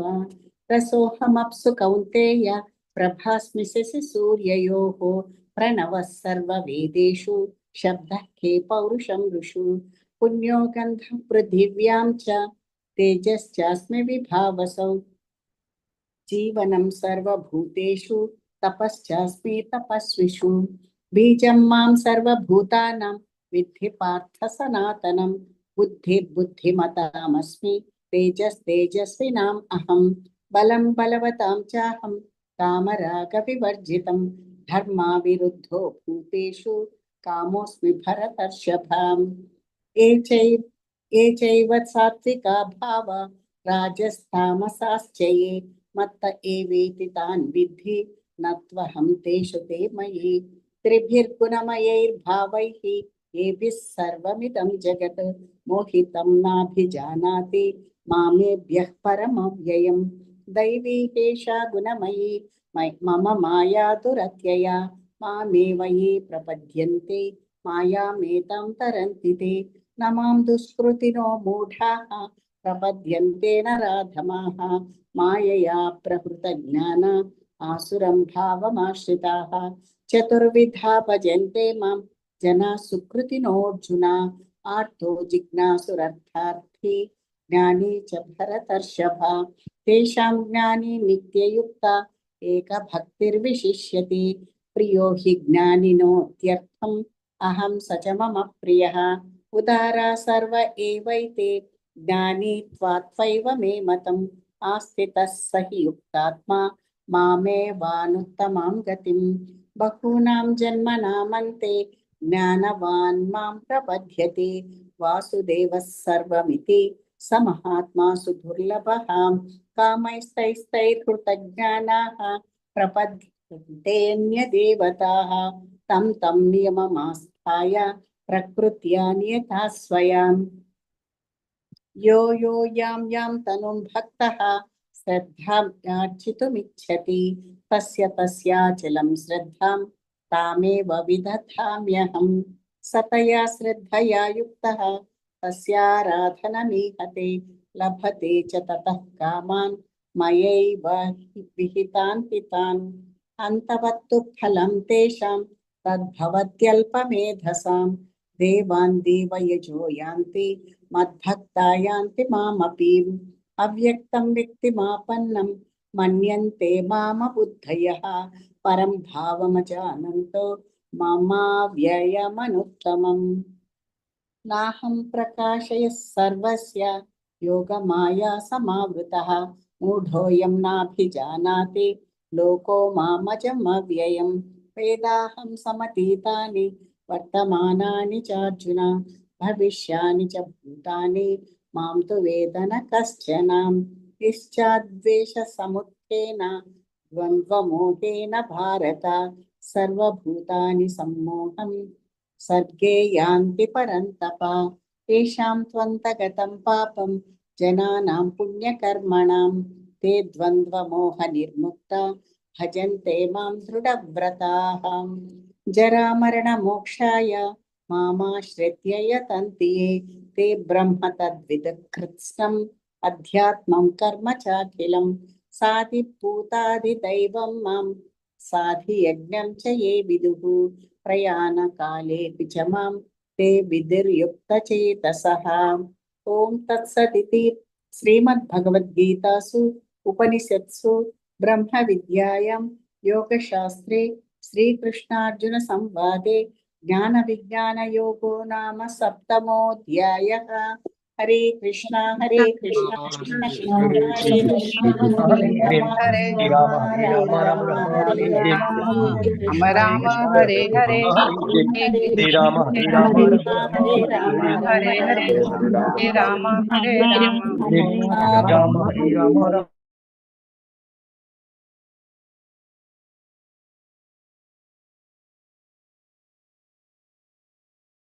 हरे कृष्ण माता जी परप्रिया। हरे कृष्ण माता जी, सादर प्रणाम। ओम श्री परमात्मने नमः। अथ अष्टमोऽध्यायः अक्षरब्रह्मयोगः। अर्जुन उवाच किं तद्ब्रह्म किमध्यात्मं किं कर्म पुरुषोत्तम अधिभूतं च किं प्रोक्तम् अधिदैवं किमुच्यते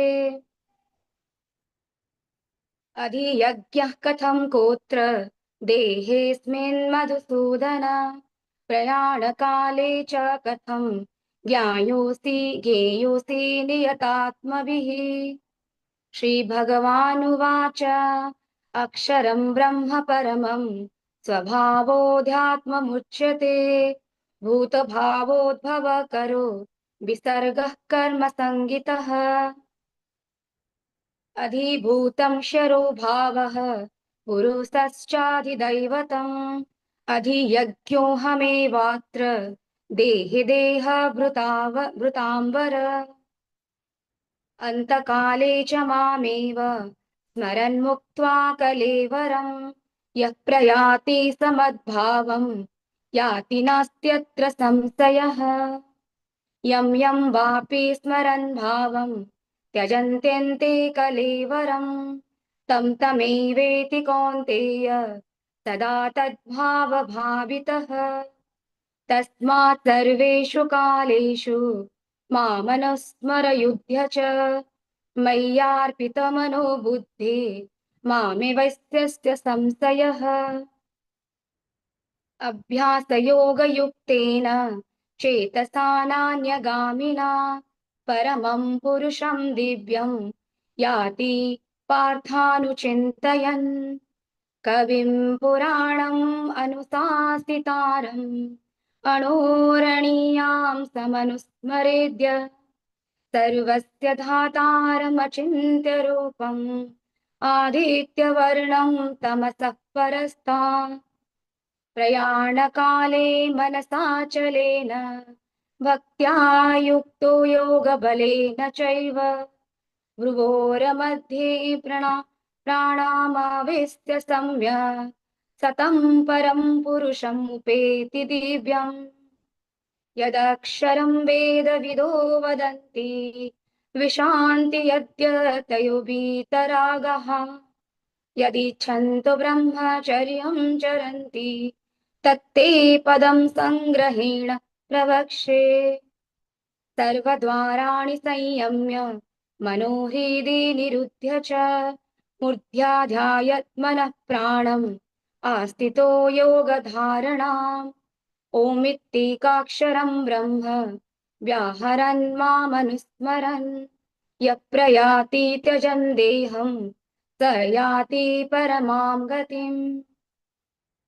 अनन्यः चेतः सततं यो मां स्मरति नित्यसः तस्याहं सुलभः पार्थ नित्ययुक्तस्य योगिनः मामुपेत्य पुनर्जन्म दुःखालयम् अशाश्वतम् नाप्नुवन्ति महात्मानः संसिद्धिं परमां गतः आब्रह्म भुवनाल्लोकः पुनरावर्तिनो अर्जुन मामुपेत्य तु कौन्तेय पुनर्जन्म न विद्यते सहस्रयुगपर्यन्तम् अहर्यद् ब्रह्मणो विदुः रात्रिं युगसहस्रान्तां ते होरात्रविदो जनः अव्यक्ताद्व्यक्तव्यः सर्वः प्रभवन्त्यहरागमे रात्र्यागमे पलीयन्ते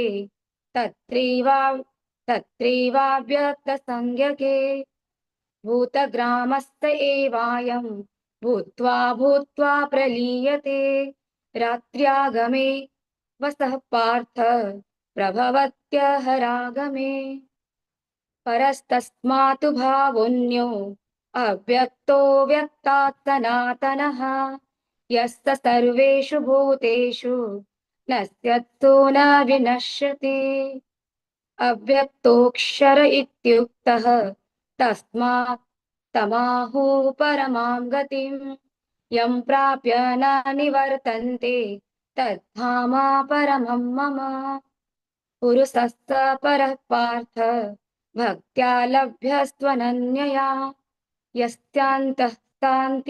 यस्यान्तस्तानि भूतानि येन सर्वम् इदं ततम् यत्र काले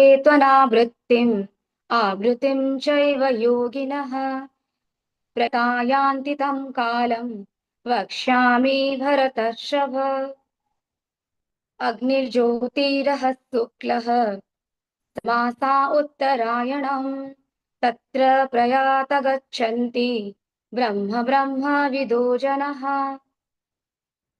धूमरात्रिस्तथा कृष्णः षण्मासा दक्षिणायनम् तत्र चान्द्रमसं ज्योतिर्योगी प्राप्य निवर्तते शुक्लकृष्णे गतिहेते जगतः शाश्वते मते एकया यात्य नावृत्तिम् अन्यया वर्तते पुनः नैते श्रुति पार्थ जानन् योगी मुह्यति कश्चन तस्मात् सर्वेषु कालेषु योगयुक्तो भवार्जुन वेदेषु यज्ञेषु तपःसु चैव दानेषु यत् पुण्यफलं प्रदिष्टम् अत्तेति तत्सर्वमिदं विदित्वा योगी परं स्थानमुपेति चाद्यम् ॐ तत्सदिति श्रीमद्भगवद्गीतासु उपनिषत्सु ब्रह्मविद्यायै योगशास्त्रे श्रीकृष्णार्जुनसंवादे अक्षरब्रह्मयोग नाम अष्टमोऽध्यायः ॐ सर्वं श्रीकृष्णार्पणमस्तु हरे कृष्णा हरे कृष्णा हरे कृष्ण कृष्ण कृष्ण हरे हरे हरे या हरे राम हरे कृष्ण कृष्ण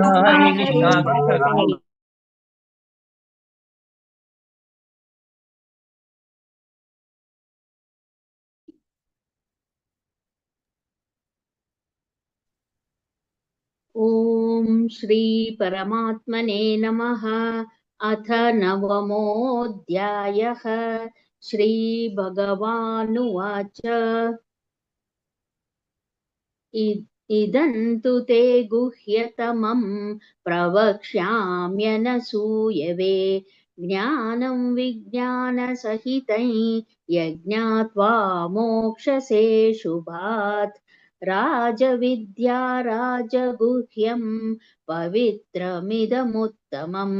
प्रत्यक्षावगमन् धर्म्यं सुसुखं कर्तुमव्ययम् अश्रद्धधानाः पुरुषा धर्मस्यास्य परन्तप अप्राप्य मां निवर्तन्ते मृत्युसंसारवर्त्मनि मया ततमिदं सर्वं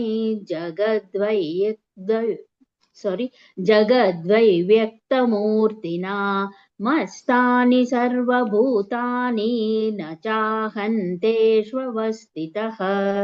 न च मस्तानि भूतानि पश्य मे योगमैश्वरम् भूतभृन्न च भूतस्थो ममात्मा भूतभावनः यथाकाशस्थितो नित्यं वायु सर्वत्र गो महान् तथा सर्वाणि भूतानि मत्स्थानीत्युपधारय सर्वभूतानि कौन्तेय प्रकृतिं यान्ति मामिकाम् कल्पक्षये पुनस्तानि कल्पादौ विसृजाम्यहम् प्रकृतिं स्वामवष्टभ्य विसृजामि पुनः पुनः भूतग्राममिमं कृष्णम् अवशं प्रकृतेर्वशात् न च मान्तानि कर्माणि निबध्नन्ति धनञ्जय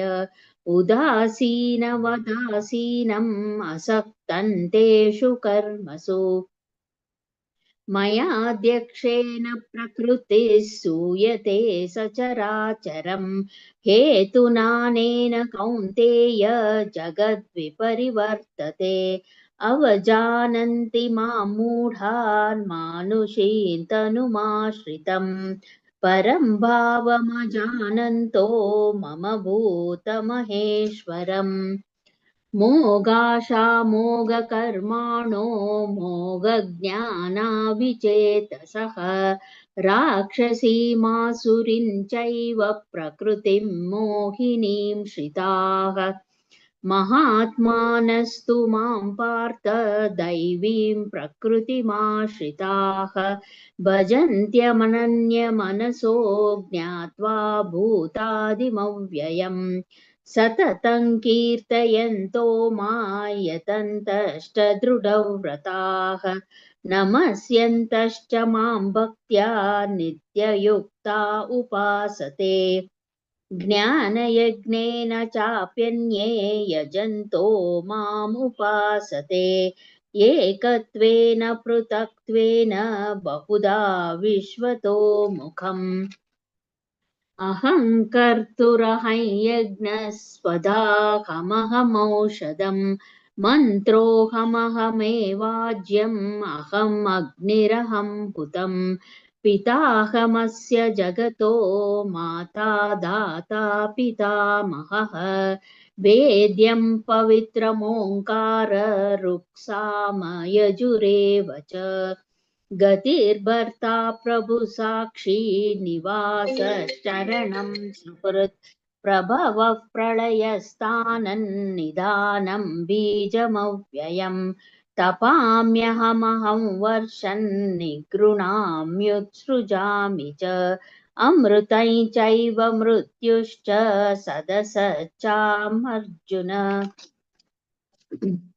त्रैविद्यमां सोमपाः पूतपापा यज्ञैरिष्ट्वा स्वर्गतिं प्रार्थयन्ते ते पुण्यमासाद्य सुरेन्द्रलोकम् अश्नन्ति दिव्यान् दिवि देवभोगान् ते तं भुक्त्वा स्वर्गलोकं विशालं क्षीणे पुण्ये मर्त्यलोकं विशन्ति एवं त्रयी धर्ममनुप्रपन्ना गतागतं कामकामा लभन्ते अनन्याश्चिन्तयन्तो ये जनाः पर्युपासते तेषां नित्याभियुक्तानां योगक्षेमं वहाम्यहम् येऽप्यन्यदेवता भक्ता यजन्ते श्रद्धयान्विताः तेऽपि मामेव कौन्तेय यजन्त्य विधिपूर्वकम् अहं हि सर्वयज्ञानां भोक्ता च प्रभुरेव च न तु मामभिजानन्ति तत्त्वेनातश्यवन्ति ते यान्ति देवव्रता देवान् पितॄन् यान्ति पितृव्रताः भूतानि यान्ति भूतेज्या यान्ति मद्याजिनोऽपि माम् पत्रं पुष्पं फलं तोयं यो मे भक्त्या प्रयच्छति तदहं भक्त्युपहृतम् अश्नामि प्रयतात्मनः यत् करोषि यदश्नासि यज्जुहोषि दधासि यत् तपस्यसि कौन्तेय तत् कुर्ष्व मदर्पणम् शुभाशुभफलैरेवं मोक्ष्यसे कर्मबन्धनैः सन्न्यासयोगयुक्तात्मा विमुक्तो मामुपैष्यसि समोहं सर्वभूतेषु न मे द्वेष्योऽस्ति न प्रियः ये भजन्ति तु मां भक्त्या मयि ते तेषु चाप्यहम् अपि चेत् सुदुराचारो भजते मामनन्यभाक् साधुरेव समन्तव्य सम्यग् व्यवसितो हि सः क्षिप्रं भवति धर्मात्मा शश्वच्चान्ति निगच्छति कौन्तेय प्रतिजानीहि न मे भक्तः प्रणश्यति मां हि पार्थव्यपाश्रित्य येऽपि स्युः पापयोनयः स्त्रियो वैश्यास्तथा शूद्रास्तेऽपि यान्ति परां गतिम् किं पुनर्ब्राह्मणाः पुण्या भक्ता राजर्षयस्तथा अनित्यमसुखल्लोकम् इमं प्राप्य भजस्व मां मन्मना भव मद्भक्तो मद्याजी मां नमस्कुरु मामे वैश्यसि युक्त्वैवम् आत्मानं मत्परायणः ॐ तत्सदिति श्रीमद्भगवद्गीतासु उपनिषत्सु ब्रह्मविद्यायां योगशास्त्रे श्रीकृष्णार्जुनसंवादे राजविद्या राजगुह्ययोगो नाम नवमोऽध्यायः ॐ श्रीकृष्णार्पणमस्तु। हरे कृष्णा कृष्ण कृष्ण हरे हरे हरे हरे राम हरे हरे राम राम राम राम हरे हरे हरे हरे हरे कृष्णा हरे कृष्ण राम कृष्ण राम हरे हरे हरे राम हरे हरे राम हरे राम राम हरे हरे हरे हरे कृष्ण कृष्ण कृष्ण हरे हरे हरे राम राम हरे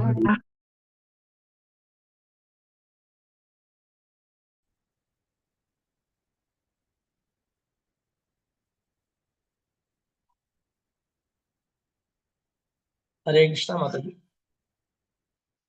हरे कृष्णा माता जी shall I start? हरे कृष्णा माता जी I am audible? Yes, Prabhuji.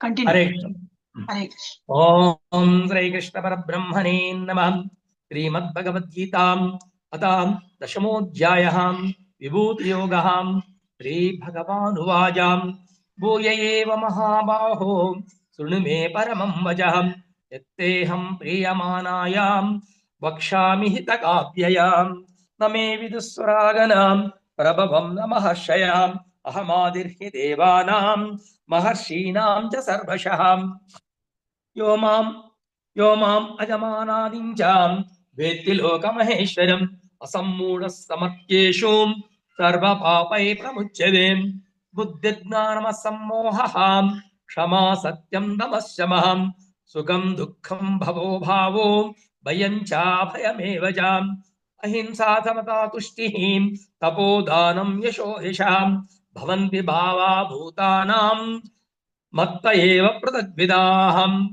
महर्षयः सप्त पूर्वे चत्वारो मानवस्तथां मद्भावा मानसा जातां येषां लोक इमाः प्रजाः एतां विभूतिं योगं जां मम यो वेत्ति तत्त्वतः सोऽविकम्पेन योगेन युज्यते नात्र संशयः अहं सर्वस्य प्रभवो मत्तः सर्वं प्रवर्तते इति मत्वा भजन्ते मां बुधा भावसमन्विताः मच्चित्ता मद्गता प्राणां बोधयन्तः परस्परं कथयन्तस्य मां नित्यं तुष्यन्ति चरमन्दिजाम् तेषां नततयुक्तानां भजतां प्रीतिपूर्वकं ददामि बुद्धियोगं तं येन मामुपयान्ति ते तेषामेवानुकम्पार्थम् अहमज्ञानजं दमः नाशयामात्मभावस्तो ज्ञानदीपेन भास्वदाम् अर्जुन उवाच परं ब्रह्म परं धाम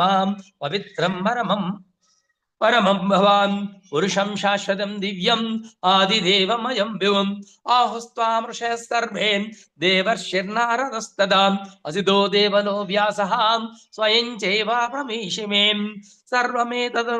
सर्वमेतदुर्दं मन्ये यन्मां वदसि केशवां न हि ते भगवान् व्यक्तिं विदुद्देवानदानवाहम्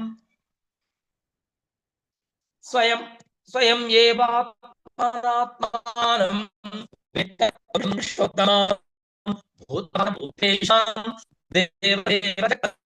वक्तुमर्हश्यशेषेण दिव्यात्मविभूतयः लोकान् इमं त्वं व्याप्य तिष्ठसि कथं विद्यामहं परिचिन्तयन् केषु केषु च भावेषु चिन्त्योऽसि भगवान् मया विस्तरेण योगं विभूतिं च जनार्दनां भूयः कथया तृप्तिर्हिं शृण्वतो नास्ति मे मृतं श्री भगवान् वाजां दिव्यात्माविभूतयः प्राधान्यतः पुरुषश्रेष्ठां नात्यन्तो विस्तरश्च मे अहमात्मा गुडाकेशां सर्वभूताशयस्थिताम् अहमादिश्च मध्यञ्जां भूतानामन्त एव जाम् आदित्यानामहं विष्णु ज्योतिषां रविरंशुमां मरीचिर्मरुतामस्मि नक्षत्राणामहं शशीं वेदानां सामवेदोऽस्मि देवानामस्मि वासवः इन्द्रियाणां मनश्चास्मि भूतानामस्मि चेतनां रुद्राणां शङ्करश्चास्मि वित्तेषु यक्षरक्षसां वसूनां पावकश्चास्मि मेरुस्सिगिरिणामहं पुरोदसां च मुख्यं मां विद्धि पार्था बृहस्पतिं सेनानीनामहं स्कन्दः सरसामस्मि सागरः महर्षीणां भृगुरहं गिराम् अस्मेकमक्षरं यज्ञानां जपयज्ञोऽस्मि स्थावराणां हिमालयाम् अस्सप्त सर्ववृक्षाणां देवर्षीणां च नारदां गन्धर्वाणां चित्ररथः सिद्धानां कपिलो मुनिः उच्चैस्रवस्मश्वानां विद्धिमामृतोद्भवं हैरावतं गजेन्द्राणां नराणां च नराधिपम् आयुधानामहं वज्रं धेनूनामस्मि कामधुक् प्रजानश्चास्मि गन्धर्पः सर्पानामस्मि वासुकीम् अनन्ताश्चास्मि नागानां वरुणो यादसामहं पितॄणामर्यमा चास्मि यमा संयमतामहं प्रह्लादश्चास्मि दैत्यानां कालः कालयतामहं मृगाणां च मृगेन्द्रोऽहं वैनतेयश्च पक्षिणां पवनः पवतामस्मि रामशस्त्रभृतामहं झषाणां मकरश्चास्मि स्रोतसामस्मि जाह्नवीं सर्गाणामादरन्तश्चां मध्यां चैवाहमर्जुनाम् आध्यात्मविद्यानां वादः प्रवदतामहम्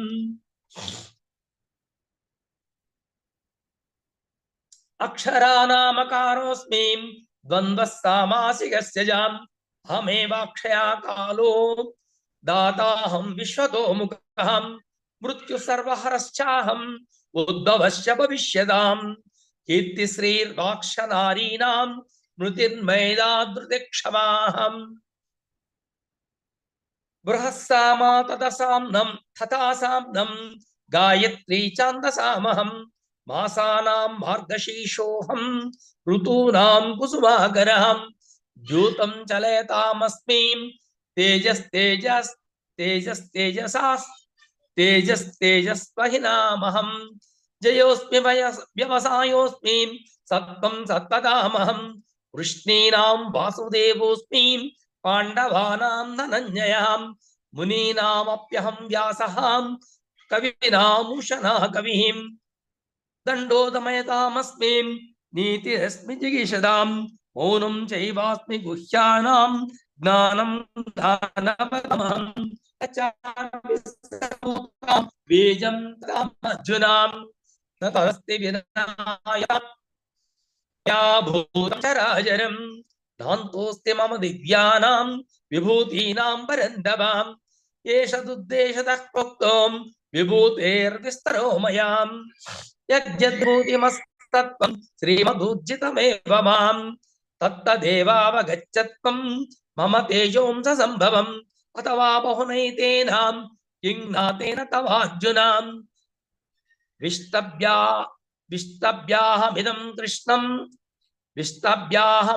कृष्णम् एकांशेन स्थितो जगत् ओम तत्सदोम इति श्रीमद्भगवद्गीतासु ब्रह्मविद्यायां योगशास्त्रे श्रीकृष्णार्जुनसंवादे विभूतियोगो नाम दशमोऽध्यायः। हरे कृष्णा कृष्ण कृष्ण कृष्ण कृष्ण हरे हरे हरे हरे हरे हरे राम हरे राम राम राम हरे राम राम राम हरे हरे कृष्णा हरे हरे हरे कृष्णा कृष्ण कृष्णा कृष्ण हरे हरे हरे हरे राम हरे राम राम राम हरे हरे हरे कृष्ण कृष्ण हरे हरे राम।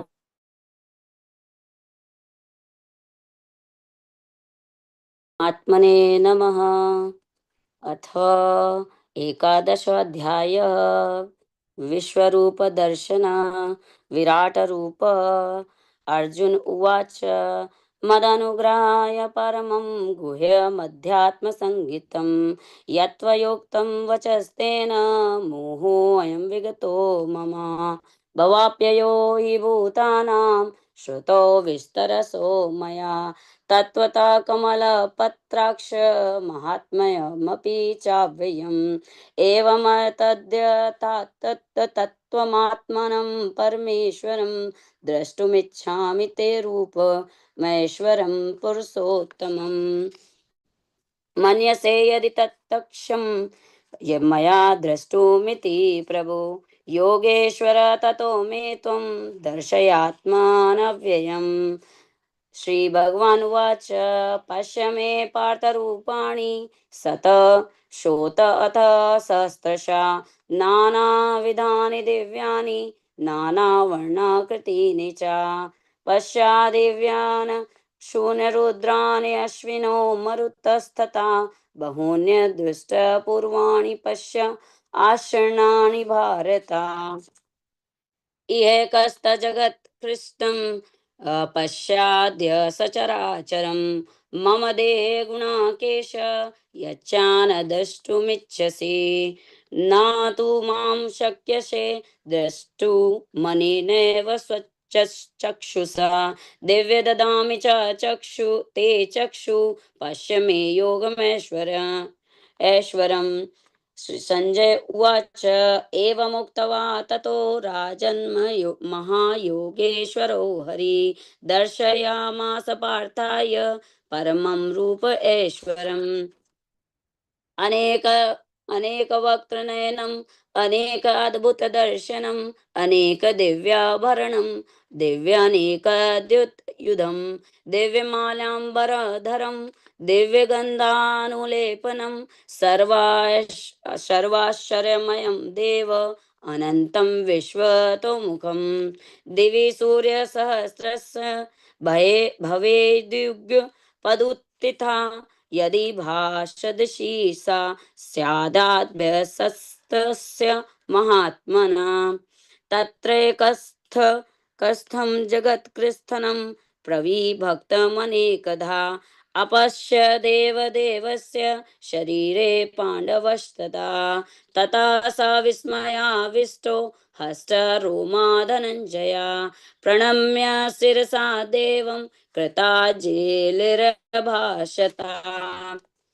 अर्जुन उवाच पश्यामि देवदेहे सर्वां स्थिता भूतविशेषसङ्गान् ब्राह्मणमीशं कमलासनस्थ मृषीच सर्वानुगाश्च दिव्यान् अनेकबाहूदरवक्त्रनेत्रं पश्यामि त्वां सर्वतोऽनन्तरूपं नान्तं न मध्यं न पुनश्च वादिं पश्यामि विश्वेश्वर विश्वरूपा किरीटिनं गिदिनं चक्रिं च तेजो राशिं सर्वतो दीप्त्यनन्तं पश्यामि त्वां दुर्निरीक्ष्यं समन्ता दीप्तानलाकद्युतिं प्रमेय त्वम् अक्षरं परं वेदितव्यं त्वमस्य विश्वस्य परं निधानं त्वमव्ययं शाश्वतं धर्मगोप्ता सनातनः सत्त्वं पुरुषो मतो मे अनादिमध्यान्तमनन्तवीर्यम् अमनन्तबाहु शशिशूरनेत्रं पश्यामि त्वां दीप्तिहुताशवक्त्रं स्वतेजसा विश्वमिदं तपन्तं द्यावा पृथिव्यो दिमनन्तरं हि व्याप्तं त्वकेन दृश्यते सर्वा दृष्ट्वादद्भुतं रूपमुग्नं तवेदं लोकत्रयं प्रवर्तितं महात्मन् अमी त्वां सूरसंगा विशन्ति केचिद्वदिता प्रज्वलयो गृह्णन्ति स्वस्थिते त्वयुक्ता युक्त्वा महर्षिद्यसंगा स्तुवन्ति त्वां स्तुतिभिः पुष्कलाभिः रुद्रादिदित्या वसवो ये च संध्या साध्या विश्वे अश्विनो मरुतश्चो पाश्य गन्धर्वयक्षा सुरसेद्यसंगा वीक्षन्ते वित्वां विस्मिताश्चैव सर्वे रूपं महत्ते बहुवक्त्रनेत्रं महाबाहो बहुबाहुरूपादं बहुदरं बहुदृष्टा करालं दृष्ट्वा लोका प्रवत्ता आस्तथां नभास्पृहं दीप्त्यनेकवर्णं व्याप्ताननं दीप्तिविशालनेत्रं दृष्ट्वा हि त्वां प्रवृत्तिनरान्तरात्मा धृतिं न विदामि शमं च विष्णु दृष्टा करालानि चाते मुखानि दृष्टवैव कालानलसन्निभानि दिशो न जाने न लभे च शर्मा प्रसीद देवेश जगन्निवासा अमी च त्वां धृतराष्ट्रस्य पुत्रा सर्वे सहेवावनीपालसङ्गे भीष्मो द्रोणासूतपुत्रस्तथासो सहासदीयैरपि योधमुख्ये वक्त्राणि ते त्वर्माणा विशन्ति दृष्टा करालानि भयानकानि केचिद्विलग्ना दशनान्तरेषु सन्दृश्यन्ते चूडीतरे तु माङ्गे यथा नदीनां बहवो अमुम्बुवेगा समुद्रवेमाभिमुखा द्रवन्ति तथा तवामि नरलोकवीरा विशन्ति वक्त्राण्यभिज्वलन्ति यथा प्रदीप्तं ज्वलनं पतंगा विशन्ति नाशाय समृद्धवेगा तथैव नाशाय विशन्ति लोका स्तवापि वक्त्राणि समद्रवेगा लेलिहासे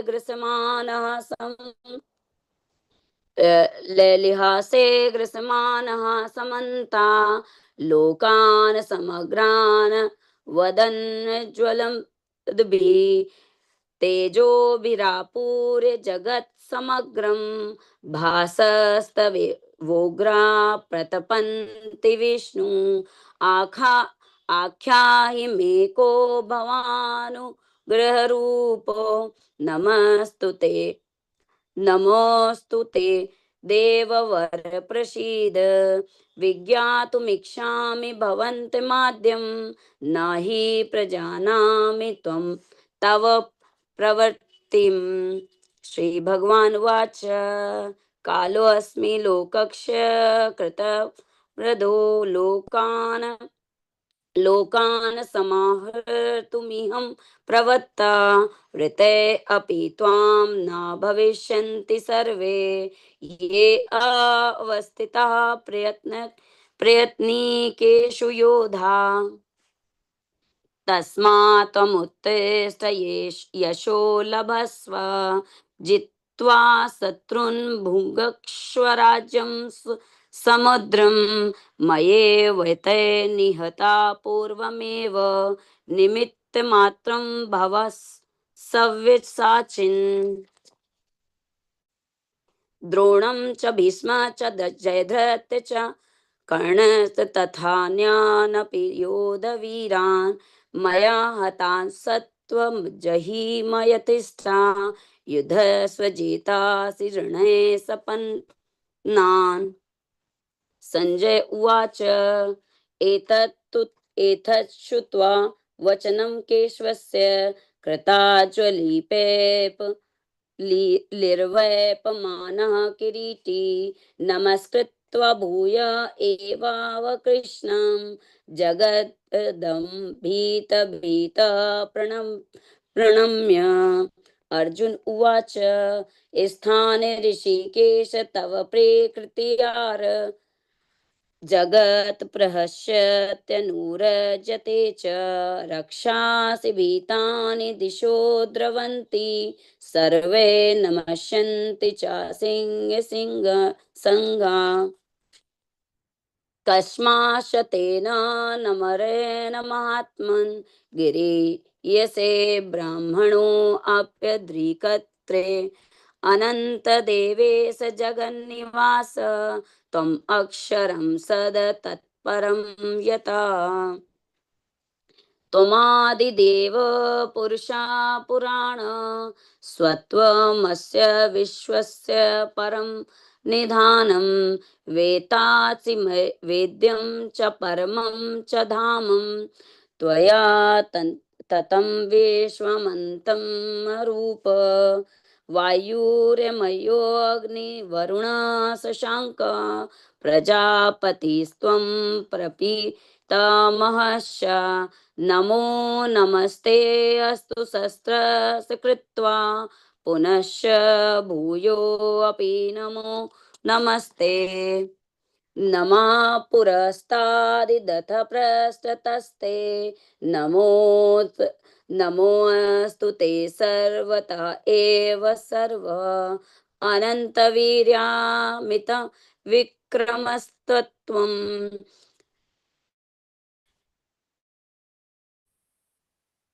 सर्वं समाप्नोसि ततोऽसि सर्वाः सखेति मत्वा पृषभं यदुक्तं हे कृष्ण हे यादव हे सखेति अजानता महिमानं तवेदं मया प्रमादात् प्रणयेन वापि यच्चावहासार्थमसत्कृतोऽसि विहारशय्या सनभोजनेषु एको अथवाप्यच्युत तत्त्वं समक्षं तत् क्षामये त्वां महप्रमेयम् पितासि लोकस्य चराचरस्य त्वमस्य पूजस्य गुरुगृह्यान् नातत्त्वमसमो अतस्तभ्य अधिकः कृतोऽन्यो लोकत्रये अपि प्रतिमप्रभाव तस्मात् प्रणम्य प्राणिधाय कायं प्रसादये त्वामीशमिषीड्यं पितेव पुत्रस्य सखेव सख्यु प्रिय प्रियार्हसि देव सोढुं मे दृष्ट्वा तदेव मे दर्श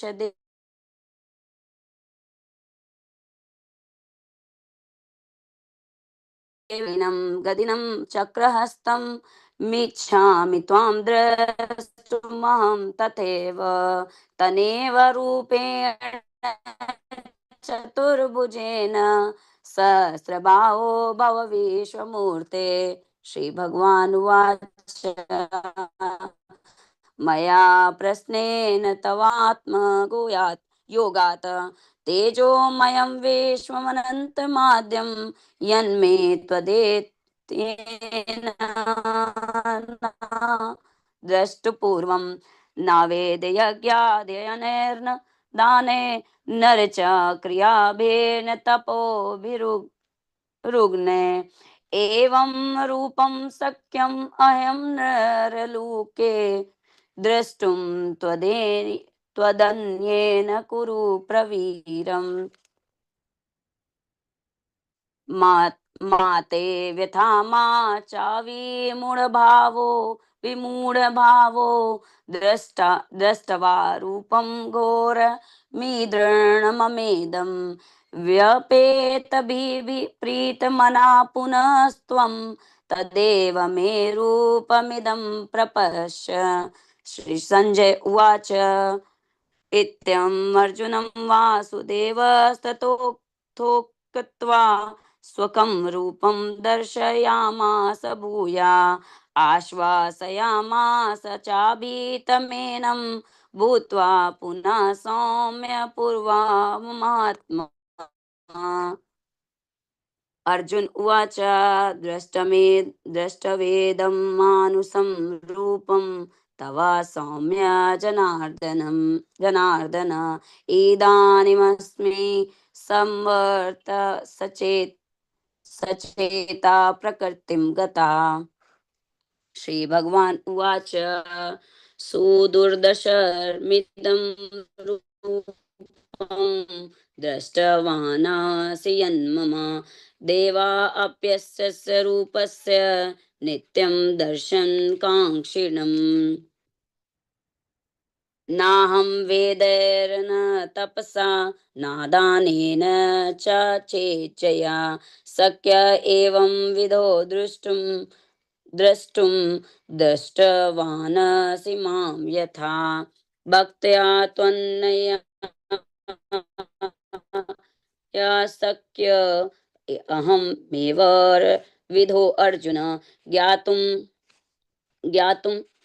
ज्ञातुं द्रष्टुं च तत्त्वेन प्रवेष्टुं च परं तपा।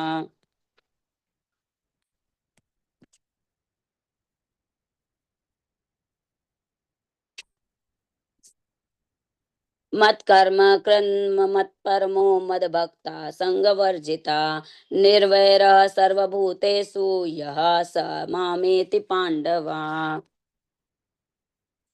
ओम तत्सदिति श्रीमद्भगवद्गीतासु उपनिषत्सु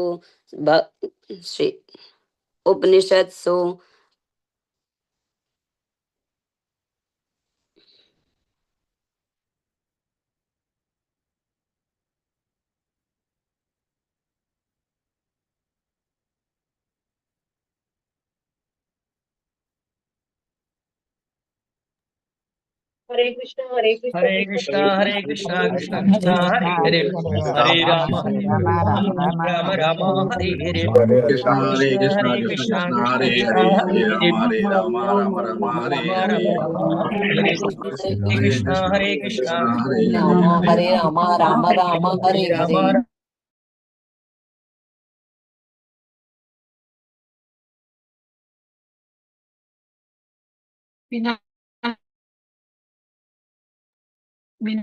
राम माता जी। जी मैडम हरे कृष्ण। हरे कृष्ण प्रभु सभी को सादर प्रणाम।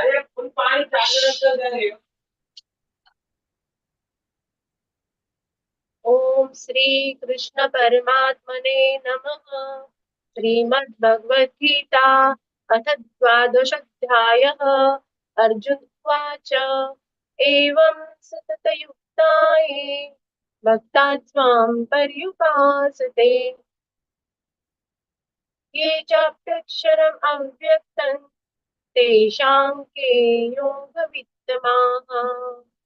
श्रीभगवानुवाच मय्यावेश्य मनो ये मां नित्ययुक्ता उपासते श्रद्धया परियोपेतान् ते मे युक्ततमा मतः ये त्वक्षरं निर्देशम् अव्यक्तं पर्युपासते सर्वत्र गमचिन्त्य च कूटस्थम् अचलं ध्रुवन् सन्न्यं वेद्यं ग्रामं सर्वत्र समबुद्धयः ते प्राप्नुवन्ति मामेव सर्वभूतहिते रतः क्लेशोऽधिकतरस्तेषाम् अव्यक्तासक्तचेतसाम् अव्यक्तानित्यतिर्दुःखम् देव देहवद्भिर्वाप्यते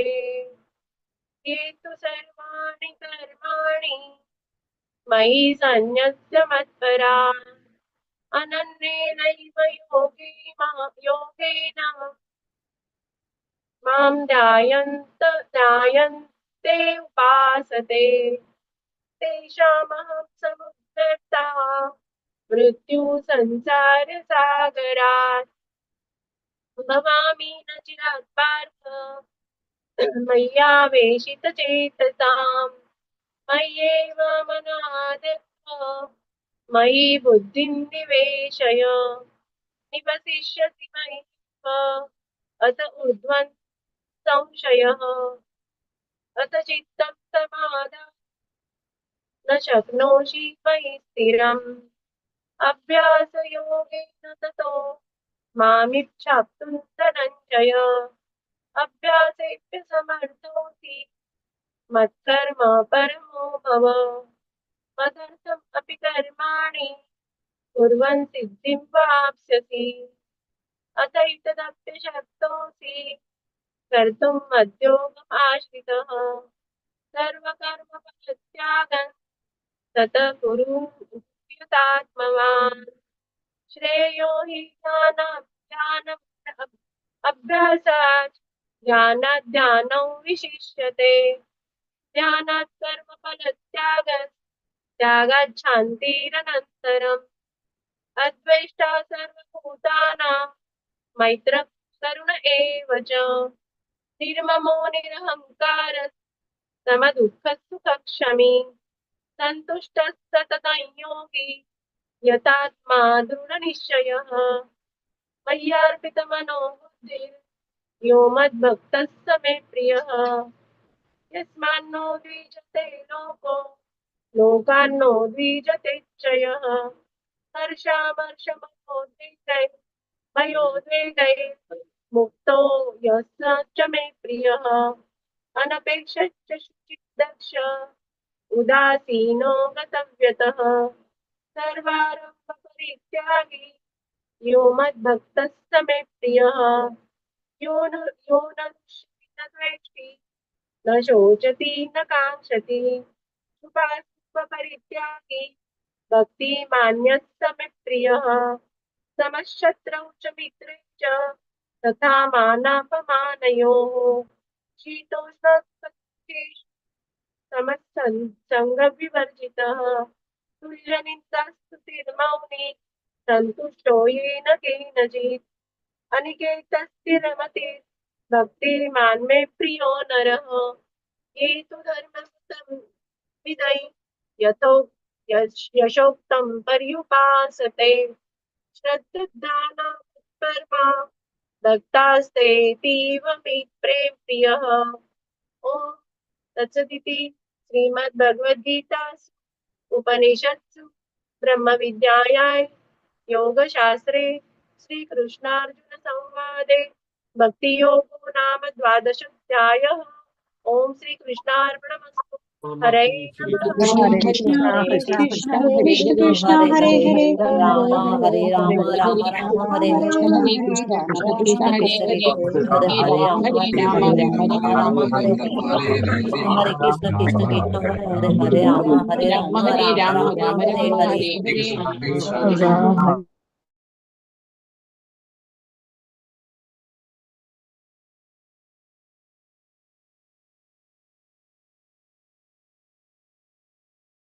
स्टार्ट माताजी.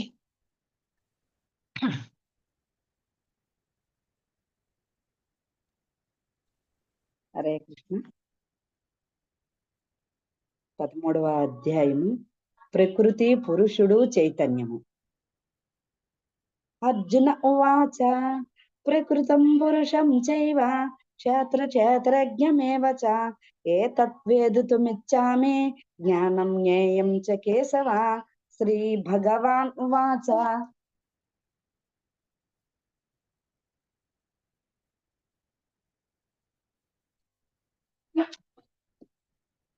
శ్రీ భగవాన్ ఉవాచ ఇదం శరీరం కౌంతేయ క్షేత్రమిత్యాభిధీయతే ఏతద్యో వేత్తి తం ప్రాహుః క్షేత్రజ్ఞ ఇతి తద్విదః. క్షేత్రజ్ఞం చాపి మాం విద్ధి సర్వక్షేత్రేషు భారత. క్షేత్ర క్షేత్రజ్ఞయోర్జ్ఞానం యత్తజ్ఞానం యజ్ఞానం మతం మమ. తత్క్షేత్రం యచ్చ యాదృచ్ఛ యద్వికారీ యతచ్చ యత్ సచయో యత్ ప్రభావశ్చ తత్సమాసేన మే శృణు. ఋషుభిర్బహుధా గీతం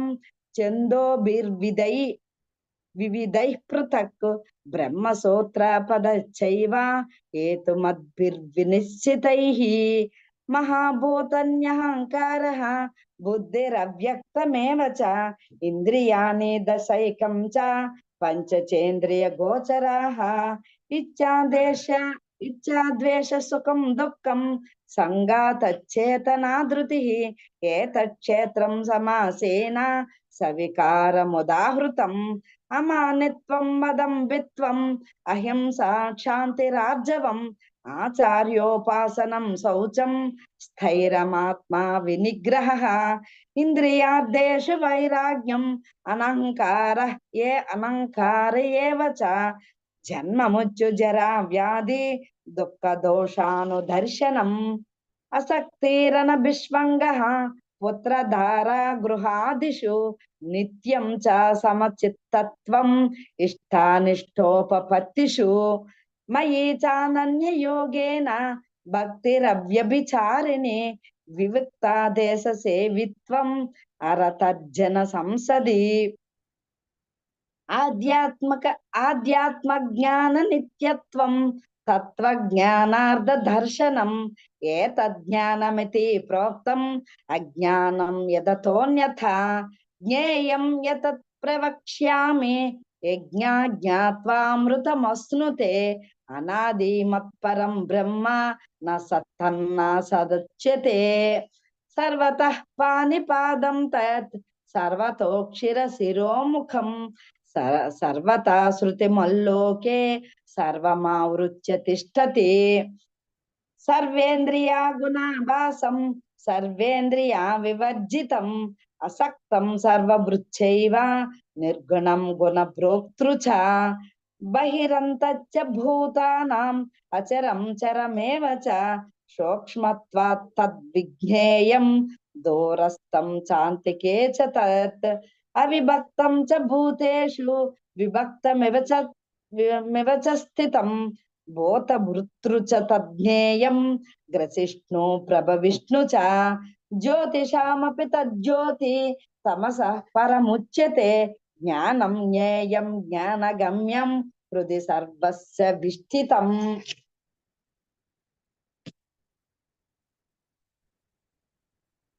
ఇది క్షేత్రం తదజ్ఞానం జ్ఞేయం చోక్తం సమాసతః.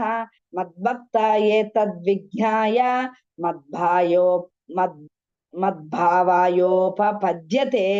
ప్రకృతం పురుషం చైవ విద్యానాది ఉభావపి వికారం చ గుణశ్చైవ విద్ధి ప్రకృతి సంభవాన్. కార్యకరణ కర్తృత్వే హేతు ప్రకృతి రుచ్యతే. పురుషం సుఖ దుఃఖానాం భోక్తృత్వే హేతురుచ్యతే. పురుష ప్రకృతిస్థో హి భుంక్తే ప్రకృతిజాన్ గుణాన్. కారణం గుణ సంగోస్య సదసద్యోని జన్మసు. ఉపదృష్టానుమంతా చ భర్త భోక్త మహేశ్వరః. పరమాత్మేతి చాప్యుక్తః దేహేస్మిన్ పురుషః పర.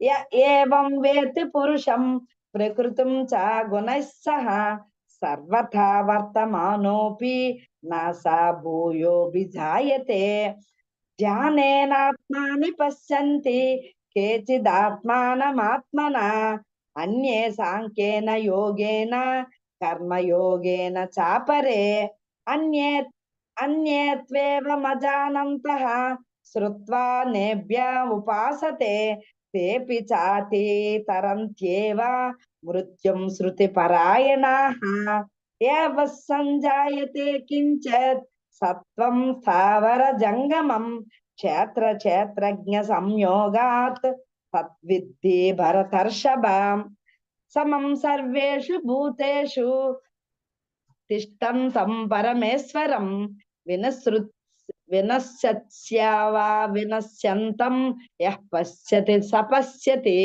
సమం పశ్యన్ హి సర్వత్ర సమవస్థితమీశ్వరం నహి నస్త్యాత్మానాత్మానం తతో యాతి పరాం గతిం ప్రకృత్యైవాచ కర్మాణి క్రియమాణాని సర్వశః యః పశ్యతి తథాత్మానం అకర్తారం న పశ్యతి యథా భూత పృథగ్భావం ఏకస్తమనుపశ్యతి తత ఏవ చ విస్తారం బ్రహ్మ సంపద్యతే తదా అనాదిత్వాన్ నిర్గుణత్వాత్ పరమాత్మాయమవ్యయః శరోరస్థోపి కౌంతేయ న కరోతి న లిప్యతే యథా సర్వగతం సాక్ష్మ్యాత్ ఆకాశం నోపలిప్యతే సర్వత్రావస్థితో దేహే తథాత్మా నోపలిప్యతే యథా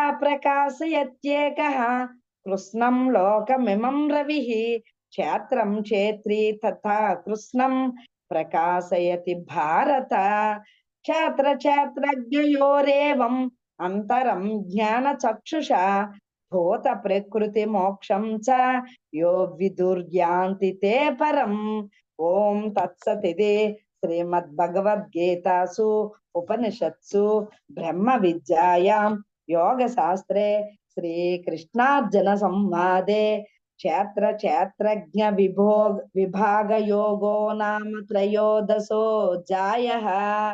హరే కృష్ణ హరే కృష్ణ కృష్ణ కృష్ణ హరే హరే రామ రామ రామ హరే హరే హరే కృష్ణ హరే హరే హరే రామ హరే రామ రామ హరే రామ హరే రామ హరే రామ.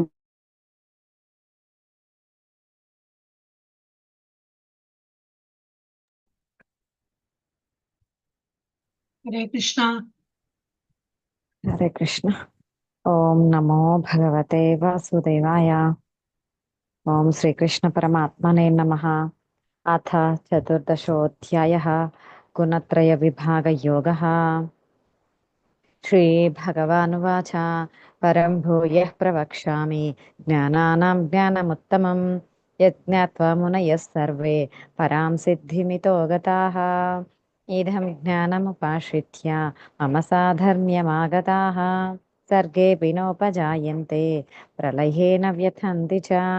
మమ యోనిర్మహద్బ్రహ్మ తస్మిన్ గర్భం దధామ్యహం సంభవః సర్వభూతానాం తథో భవతి భారత.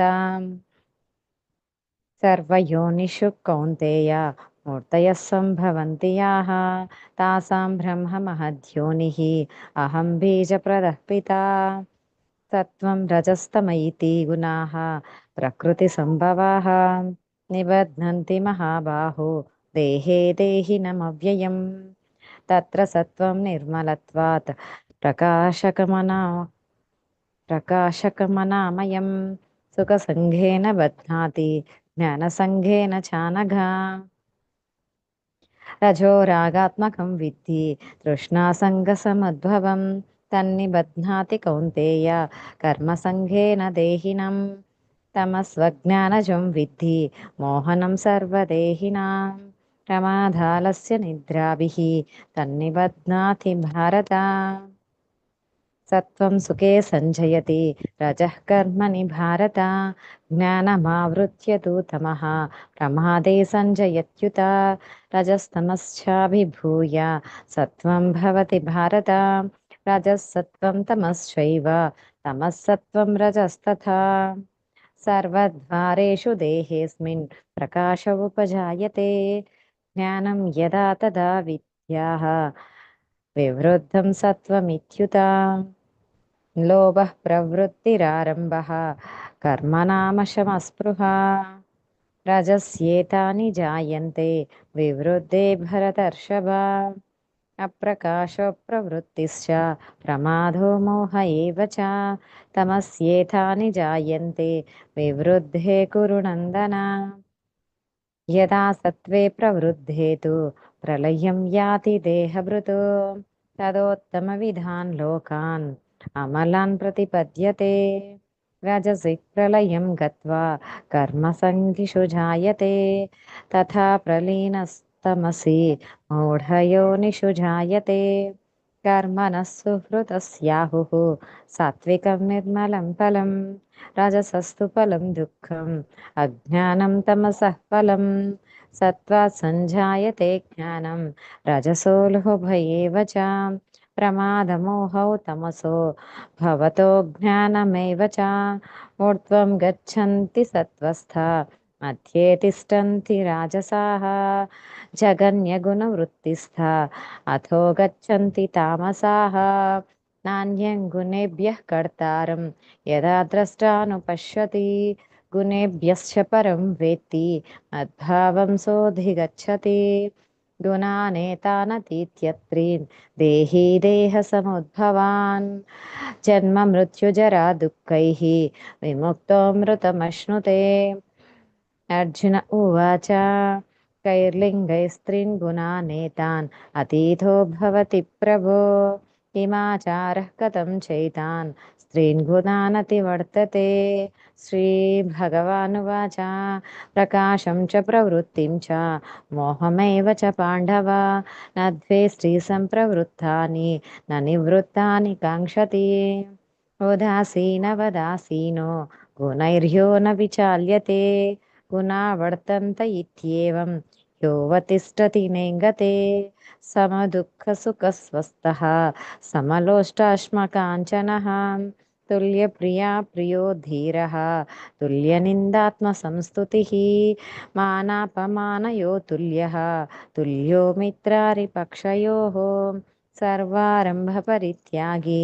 गुणातीतः स उच्यते मां च यो व्यभिचारेण भक्तियोगेन सेवते सगुणान् समतीत्यैतान् ब्रह्मभूयाय कल्पते ब्रह्मणो हि प्रतिष्ठाहम् अमृतस्याव्ययस्य च शाश्वतस्य स धर्मस्य सुखस्यैकान्तिकस्य च ॐ तत्सत् इति श्रीमद्भगवद्गीतासु उपनिषत्सु ब्रह्मविद्यायां योगशास्त्रे श्रीकृष्णार्जुनसंवादे गुणत्रयविभागयोगो नाम 14.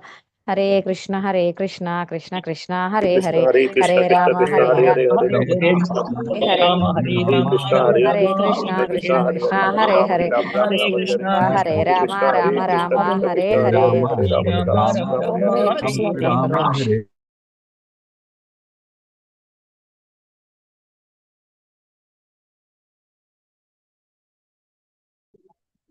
ॐ श्री परमात्मने नमः। अथ पञ्चदशोऽध्यायः। श्रीभगवानुवाच ऊर्ध्वमूलमधः शाखम् अश्वत्थं प्राहुरव्ययम् छन्दांसि यस्य पर्णानि यस्तौ वेद स वेदवित् अधश्चोर्ध्वं प्रसृतास्तस्य शाखा गुणप्रवृद्धा विषयप्रबालाः अधश्च मूलान्यनुसन्ततानि कर्मानुबन्धीनि मनुष्यलोके न रूपमस्येह ततोपलभ्यते नान्तो न चादिर्न च सम्प्रतिष्ठा अश्वत्थमेनं सुविरूढमूलम् असङ्गशस्त्रेण दृढेन चित्वा ततः पदं तत् परिमार्गितव्यम् यस्मिन् गता न निवर्तन्ति भूयः तमेव चाद्यं पुरुषं प्रपद्ये यतः प्रवृत्तिः प्रसृता पुराणी निर्मानमोहाजितसङ्गदोषा अध्यात्मनित्या विनिवृत्तकामाः द्वन्द्वैर्विमुक्ता सुखदुःखसङ्गैः गच्छन्त्यमूढाः पदमव्ययं तत् न तद्भासयते सूर्यः न शशाङ्को न पावकः यद्गत्वा न निवर्तन्ते तद्धाम परमं मम ममैवांशो जीवलोके जीवभूतसनातनः मनः षष्ठानीन्द्रियाणि प्रकृतिस्थानि कर्षति शरीरै यदवाप्नोति यच्चाप्युत्क्रामतीश्वरः गृहीत्वैतानि संयाति वायुर्गन्धानि वाशयात् श्रोत्रं चक्षुस्पर्शनं च रसनं घ्राणमेव च अधिष्ठाय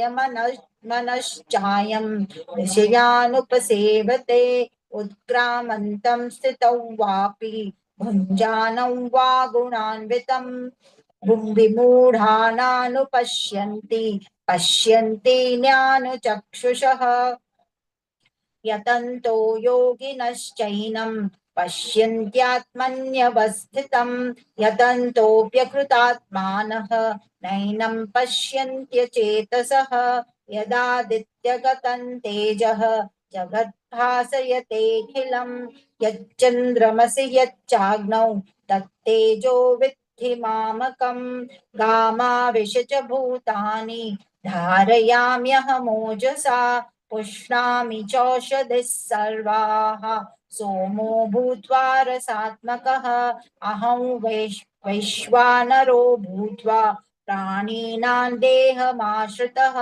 प्राणापानसमायुक्तः पचाम्यन्नं चतुर्विधं सर्वस्य चाहं हृदि सन्निविष्टः मत्तः स्मृतिर्ज्ञानमपोहनं च वेदैश्च सर्वरहमेव विवेद्यः वेदान्तकृद्वेदविदेव चाहं द्वामिमौ पुरुषौ लोके क्षरश्चाक्षर एव च क्षरः सर्वाणि भूतानि कूटस्थोऽक्षर उच्यते उत्तमः पुरुषस्त्वन्यः परमात्मेत्युदारतः यो लोकत्रयमाविश्य बिभर्तव्य य ईश्वरः यस्माक्षरमतीतोऽहम् अक्षरादपि चोत्तमः अतोऽस्मि लोके वेदे च प्रथितः पुरुषोत्तमः यो मामेव सम्मूढः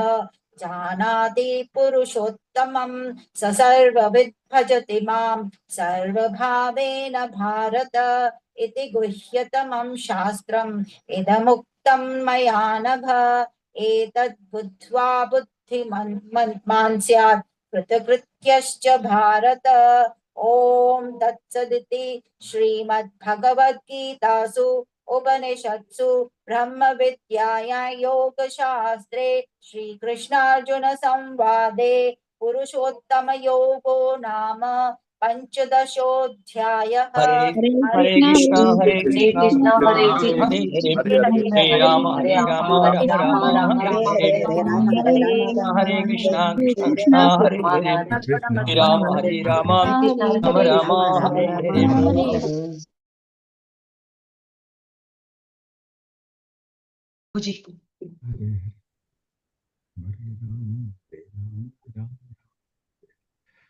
हरे कृष्णा, धन्यवाद, प्रणाम सभी को।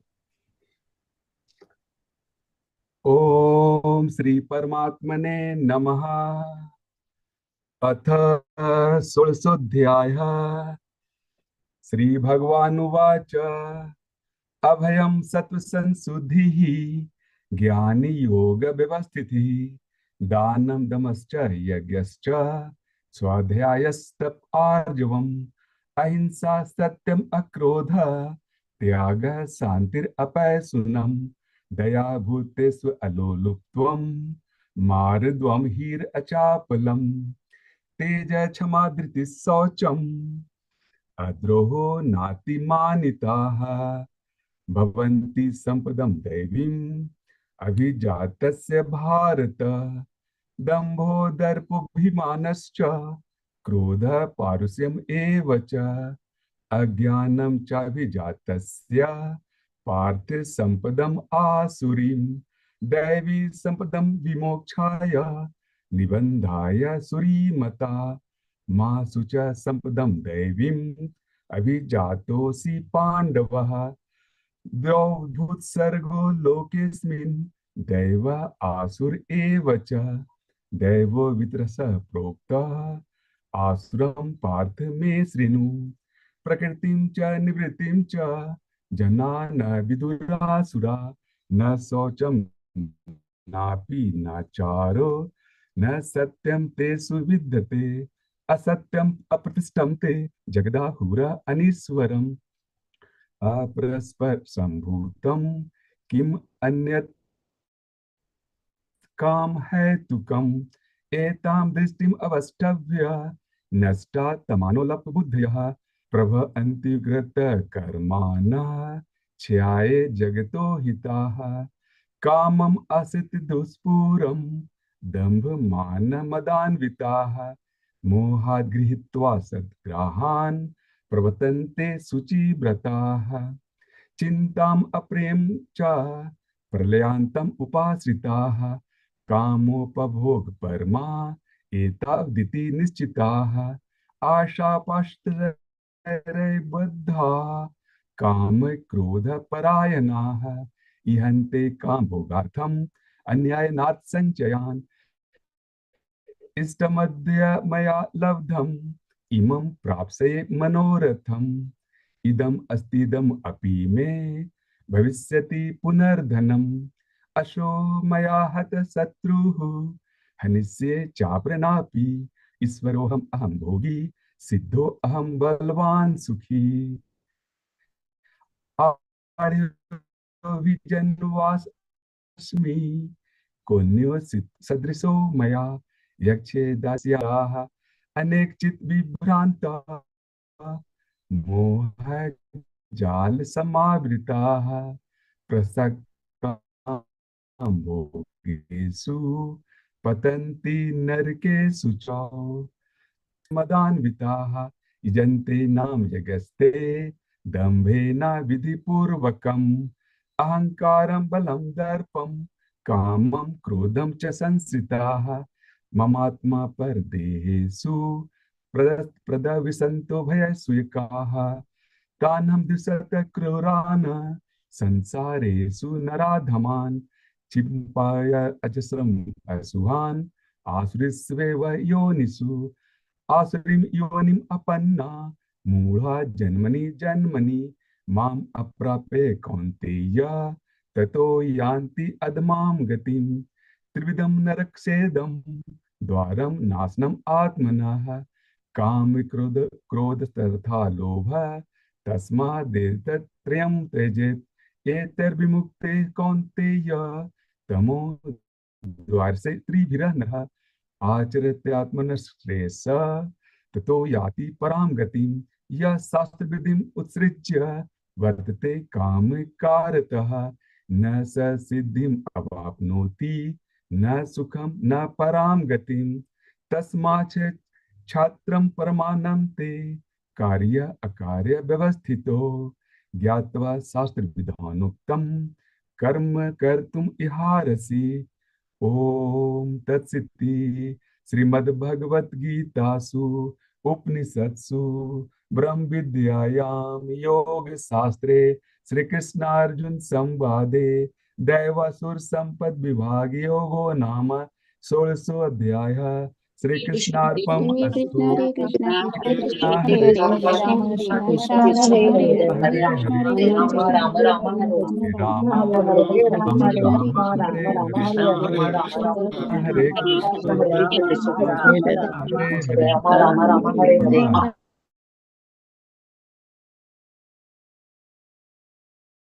हरे कृष्ण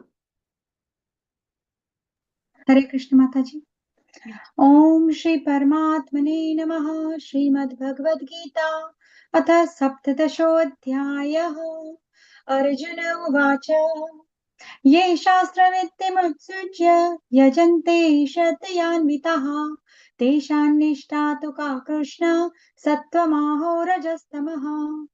श्रीभगवानुवाच त्रिविधा भवति श्रद्धा देहिनां सा स्वभावजा सात्विकी राजसी चैव तामसी चेति तां शृणु।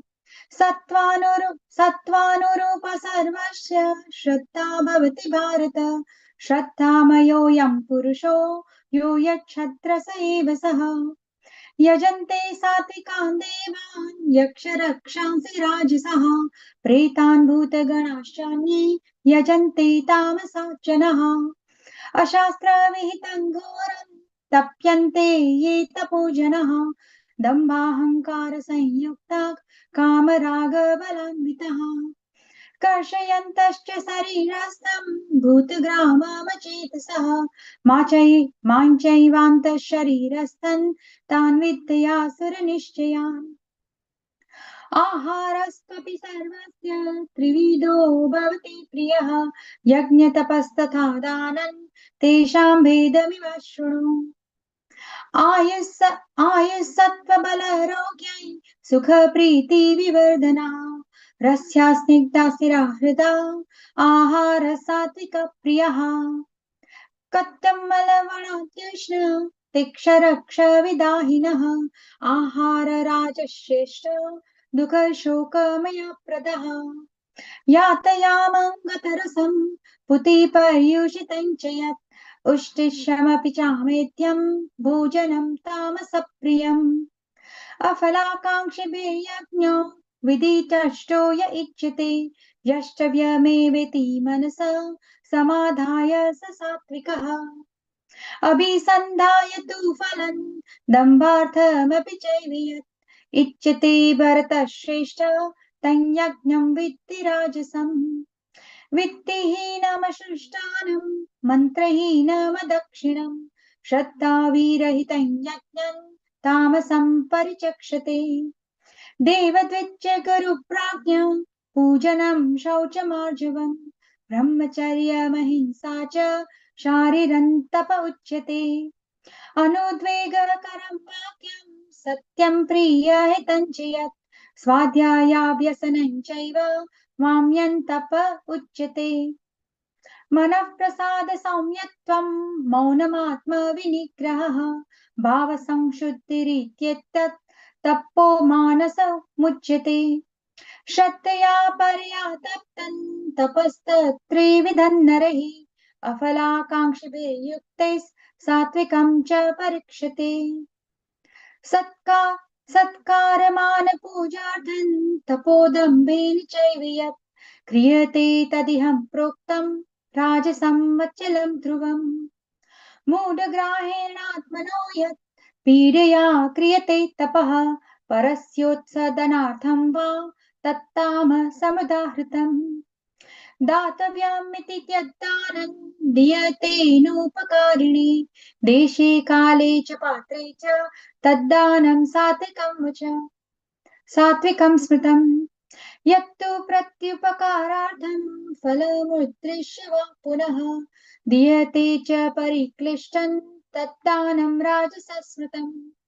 अदेशकाले यद्दानम् अपात्रेभ्यश्च दीयते असत्कृतम् अवज्ञातं तत्तामसमुदाहृतम्। ॐ तत्सदिति निर्देशो ब्रह्मस्त्रिविधस्मृतः ब्राह्मणास्तेन वेदाश्च यज्ञाश्च विहिताः पुरा। तस्मादोमित्यदाहत्य यज्ञदानतपक्रियाः प्रवर्तन्ते विधानोक्ताः सततं ब्रह्मवादिनां। तदित्यानभिसन्धाय फलं यज्ञतपक्रियाः दानक्रियाश्च विविधा क्रियन्ते मोक्षकाङ्क्षिभिः। सद्भावे साधुभावे च तदित्येतत् प्रयुज्यते प्रशस्ते कर्मणि तथा शशब्दः पार्थयुज्यते। यज्ञे तपसि दाने च स्थितिः सदित्योच्योच्यते कर्म चैव तदर्थीयं सदित्येवाभिधीयते। अश्रद्धया हुतं दत्तं तपस्तत्पतं कृतं च यत् असदित्युच्यते पार्थ न च तत्प्रेत्य नो इह।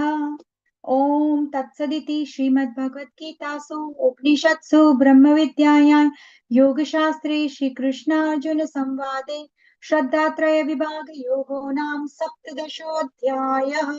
ओम श्री कृष्ण हरे कृष्णा कृष्ण कृष्ण हरे हरे हरे राम राम राम हरे हरे हरे कृष्णा कृष्ण हरे हरे हर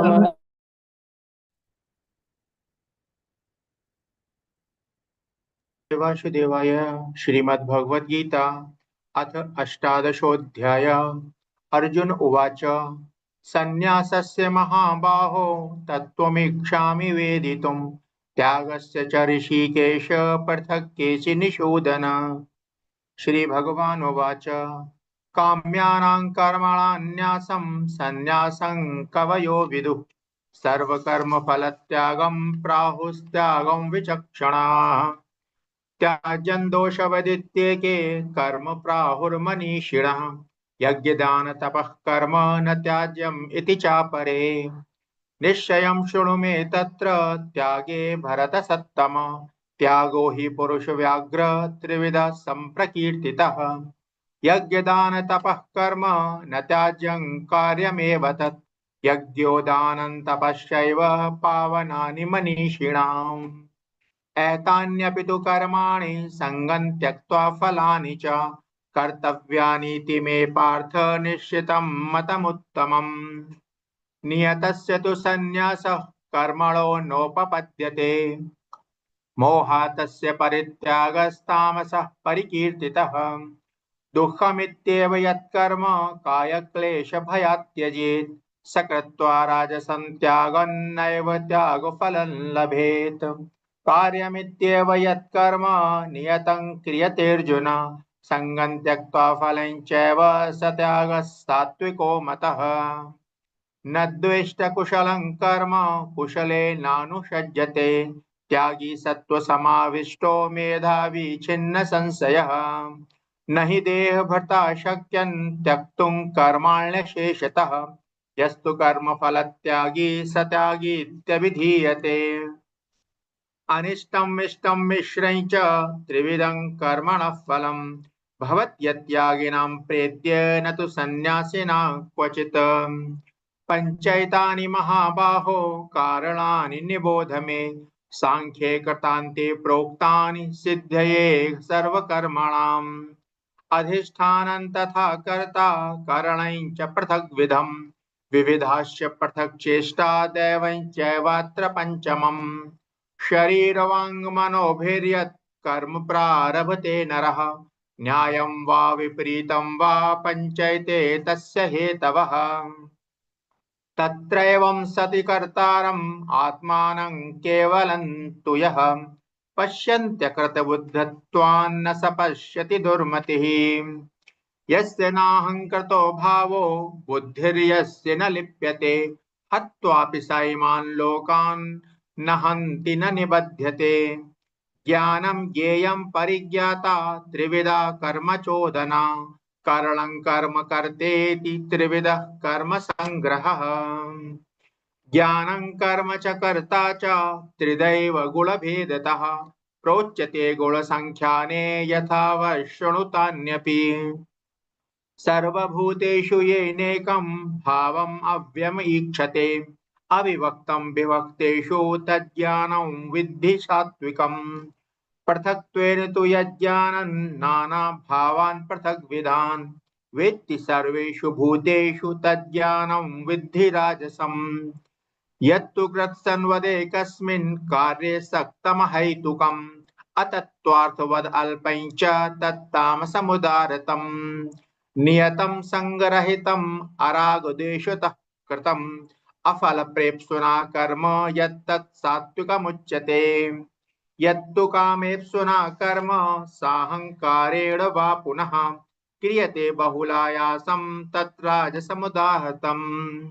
अनुबन्धं क्षयं हिंसाम् अनवैक्षस पौरुषम् मोहादारभ्यते कर्म यत्तत्तामसमुच्यते मुक्तसंगो नहं वादी धृत्युत्साह समन्वितः सिद्ध्य सिद्धियो निर्विकारः कर्ता सात्विक उच्यते रागी कर्म फलः प्रेप्सुर्लुब्धो हिंसात्मको शुचिः हर्ष शोकान्वितः कर्ता राजसः परिकीर्तितः अयुक्तः प्राकृतस्तब्धः शठो नैष्कृतिकौलशः विषादी दीर्घसूत्री च कर्ता तामस उच्यते बुद्धिर्भेदं धृतेश्चैव गुणस्तस्त्रिविधं शृणु प्रोच्यमानम् अशेषेण पृथक्त्वेन धनञ्जय प्रवृत्तिं च निवृत्तिं च कार्याकार्ये भयाभये बन्धं मोक्षं च या वेत्ति बुद्धिः सा पार्थ सात्विकी यया धर्मम् अधर्मं च कार्यं च कार्यमेव च अयथावत् प्रजानाति बुद्धिः सा पार्थ राजसी अधर्मं धर्ममिति या मन्यते तमसा व्रता सर्वार्था विपरीतांश्च बुद्धिः सा पार्थ तामसी धृत्या ययो धारयते मनः प्राणेन्द्रियक्रियाः योगेनाभ्यभिचारिण्या धृतिः सा पार्थ सात्विकी यया तु धर्म कामार्थान् धृत्या धारयतेऽर्जुन प्रसंगेन फलाकांक्षी धृतिः सा पार्थ राजसी यया स्वप्नं भयं शोकं विषादं मदमेव च न विमुच्यति दुर्मेधा धृतिः सा पार्थ तामसी सुखं त्युदानीं त्रिविधं शृणु मे भरतर्षभ अभ्यासात् रमते यत्र दुःखान्तं च निगच्छति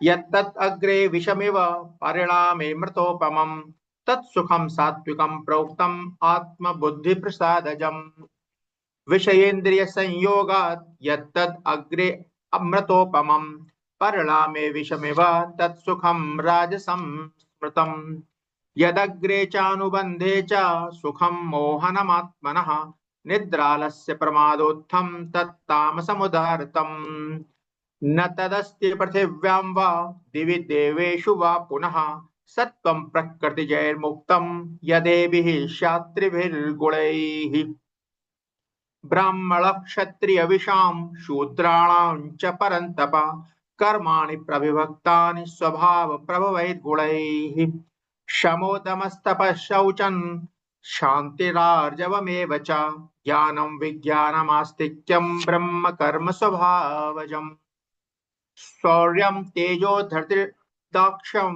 युद्धे चाप्यपलायनं दानमीश्वर भावश्च क्षात्रं कर्म स्वभावजम् कृषि गौरक्ष वाणिज्यं वैश्य कर्म स्वभावजम् परिचर्यात्मकं कर्म शूद्रस्यापि स्वभावजम् स्वे स्वे कर्मण्यभिरतः संसिद्धिं लभते नरः स्वकर्म निरतः सिद्धिं यथा विन्दति त्रश्शृणु यतः प्रभृतिभिर्भूतानां येन सर्वमिदं ततं स्वकर्मणा तमभ्यर्च्य सिद्धिं विन्दति मानवः श्रेयान् स्वधर्मो विगुणः परधर्मात् स्वनुष्ठितात् स्वभावनियतं कर्म कुर्वन्नाप्नोति किल्बिषम् सहजं कर्म कौन्तेय सदोषमपि न त्यजेत् सर्वारम्भा हि दोषेण धूमेनाग्निरिवावृताः असक्तबुद्धिः सर्वत्र जितात्मा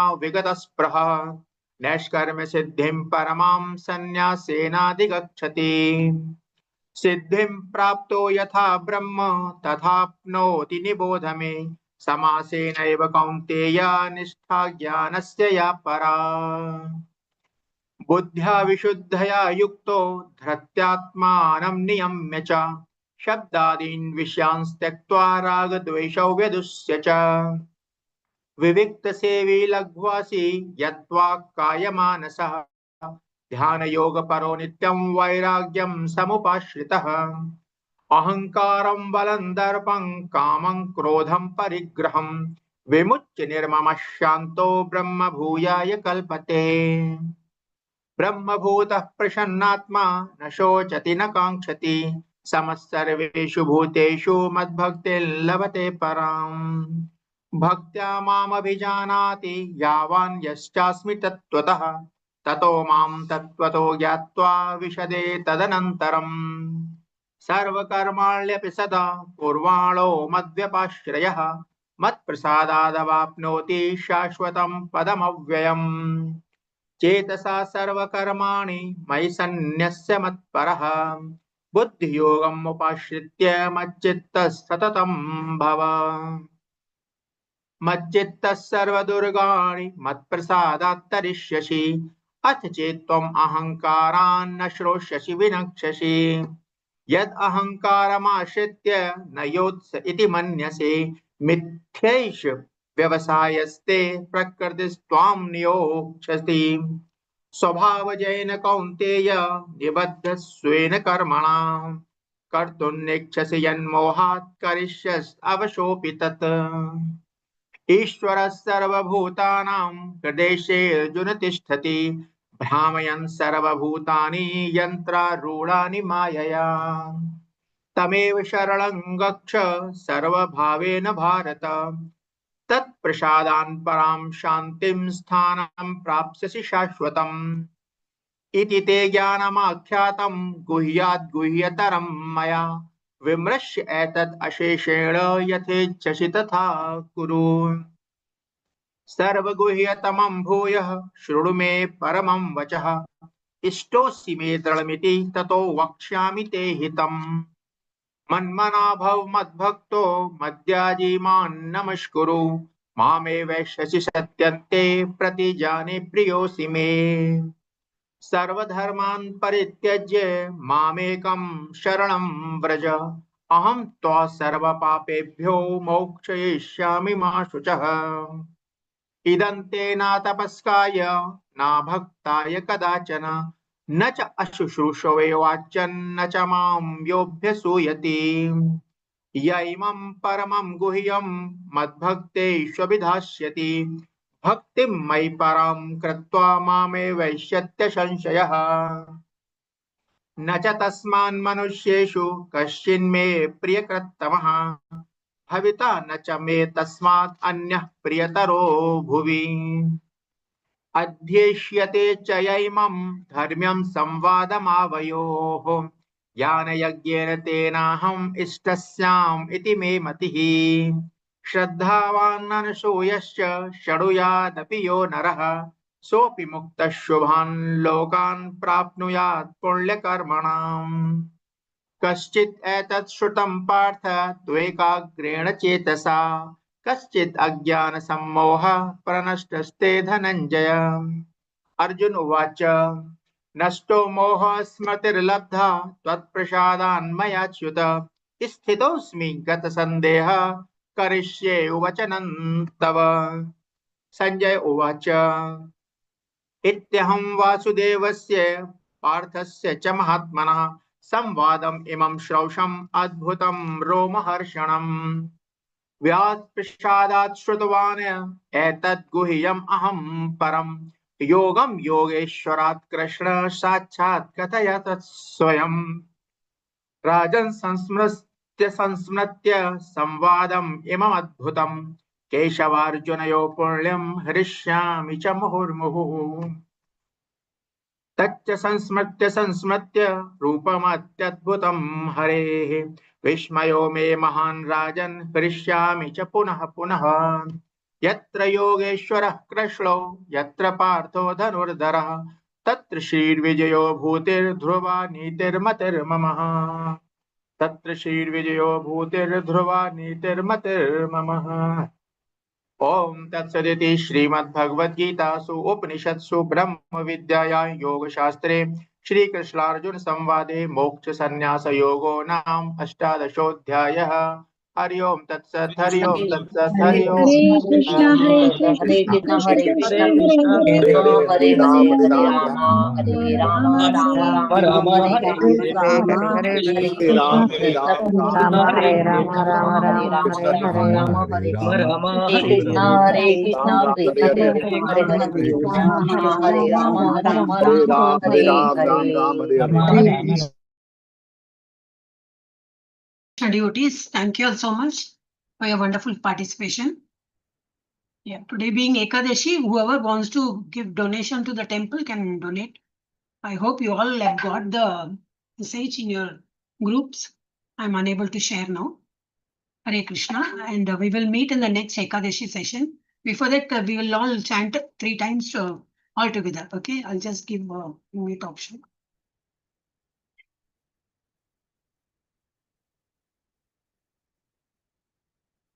Yes, Hare Krishna.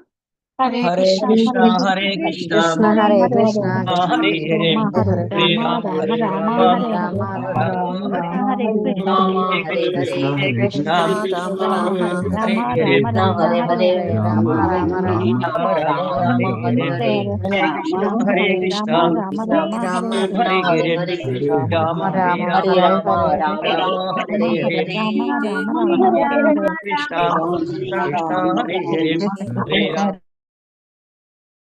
Much co-host Brinda Mataji, thank you so much. Thank you so much. Hare Krishna. So I will take the meeting, Mataji.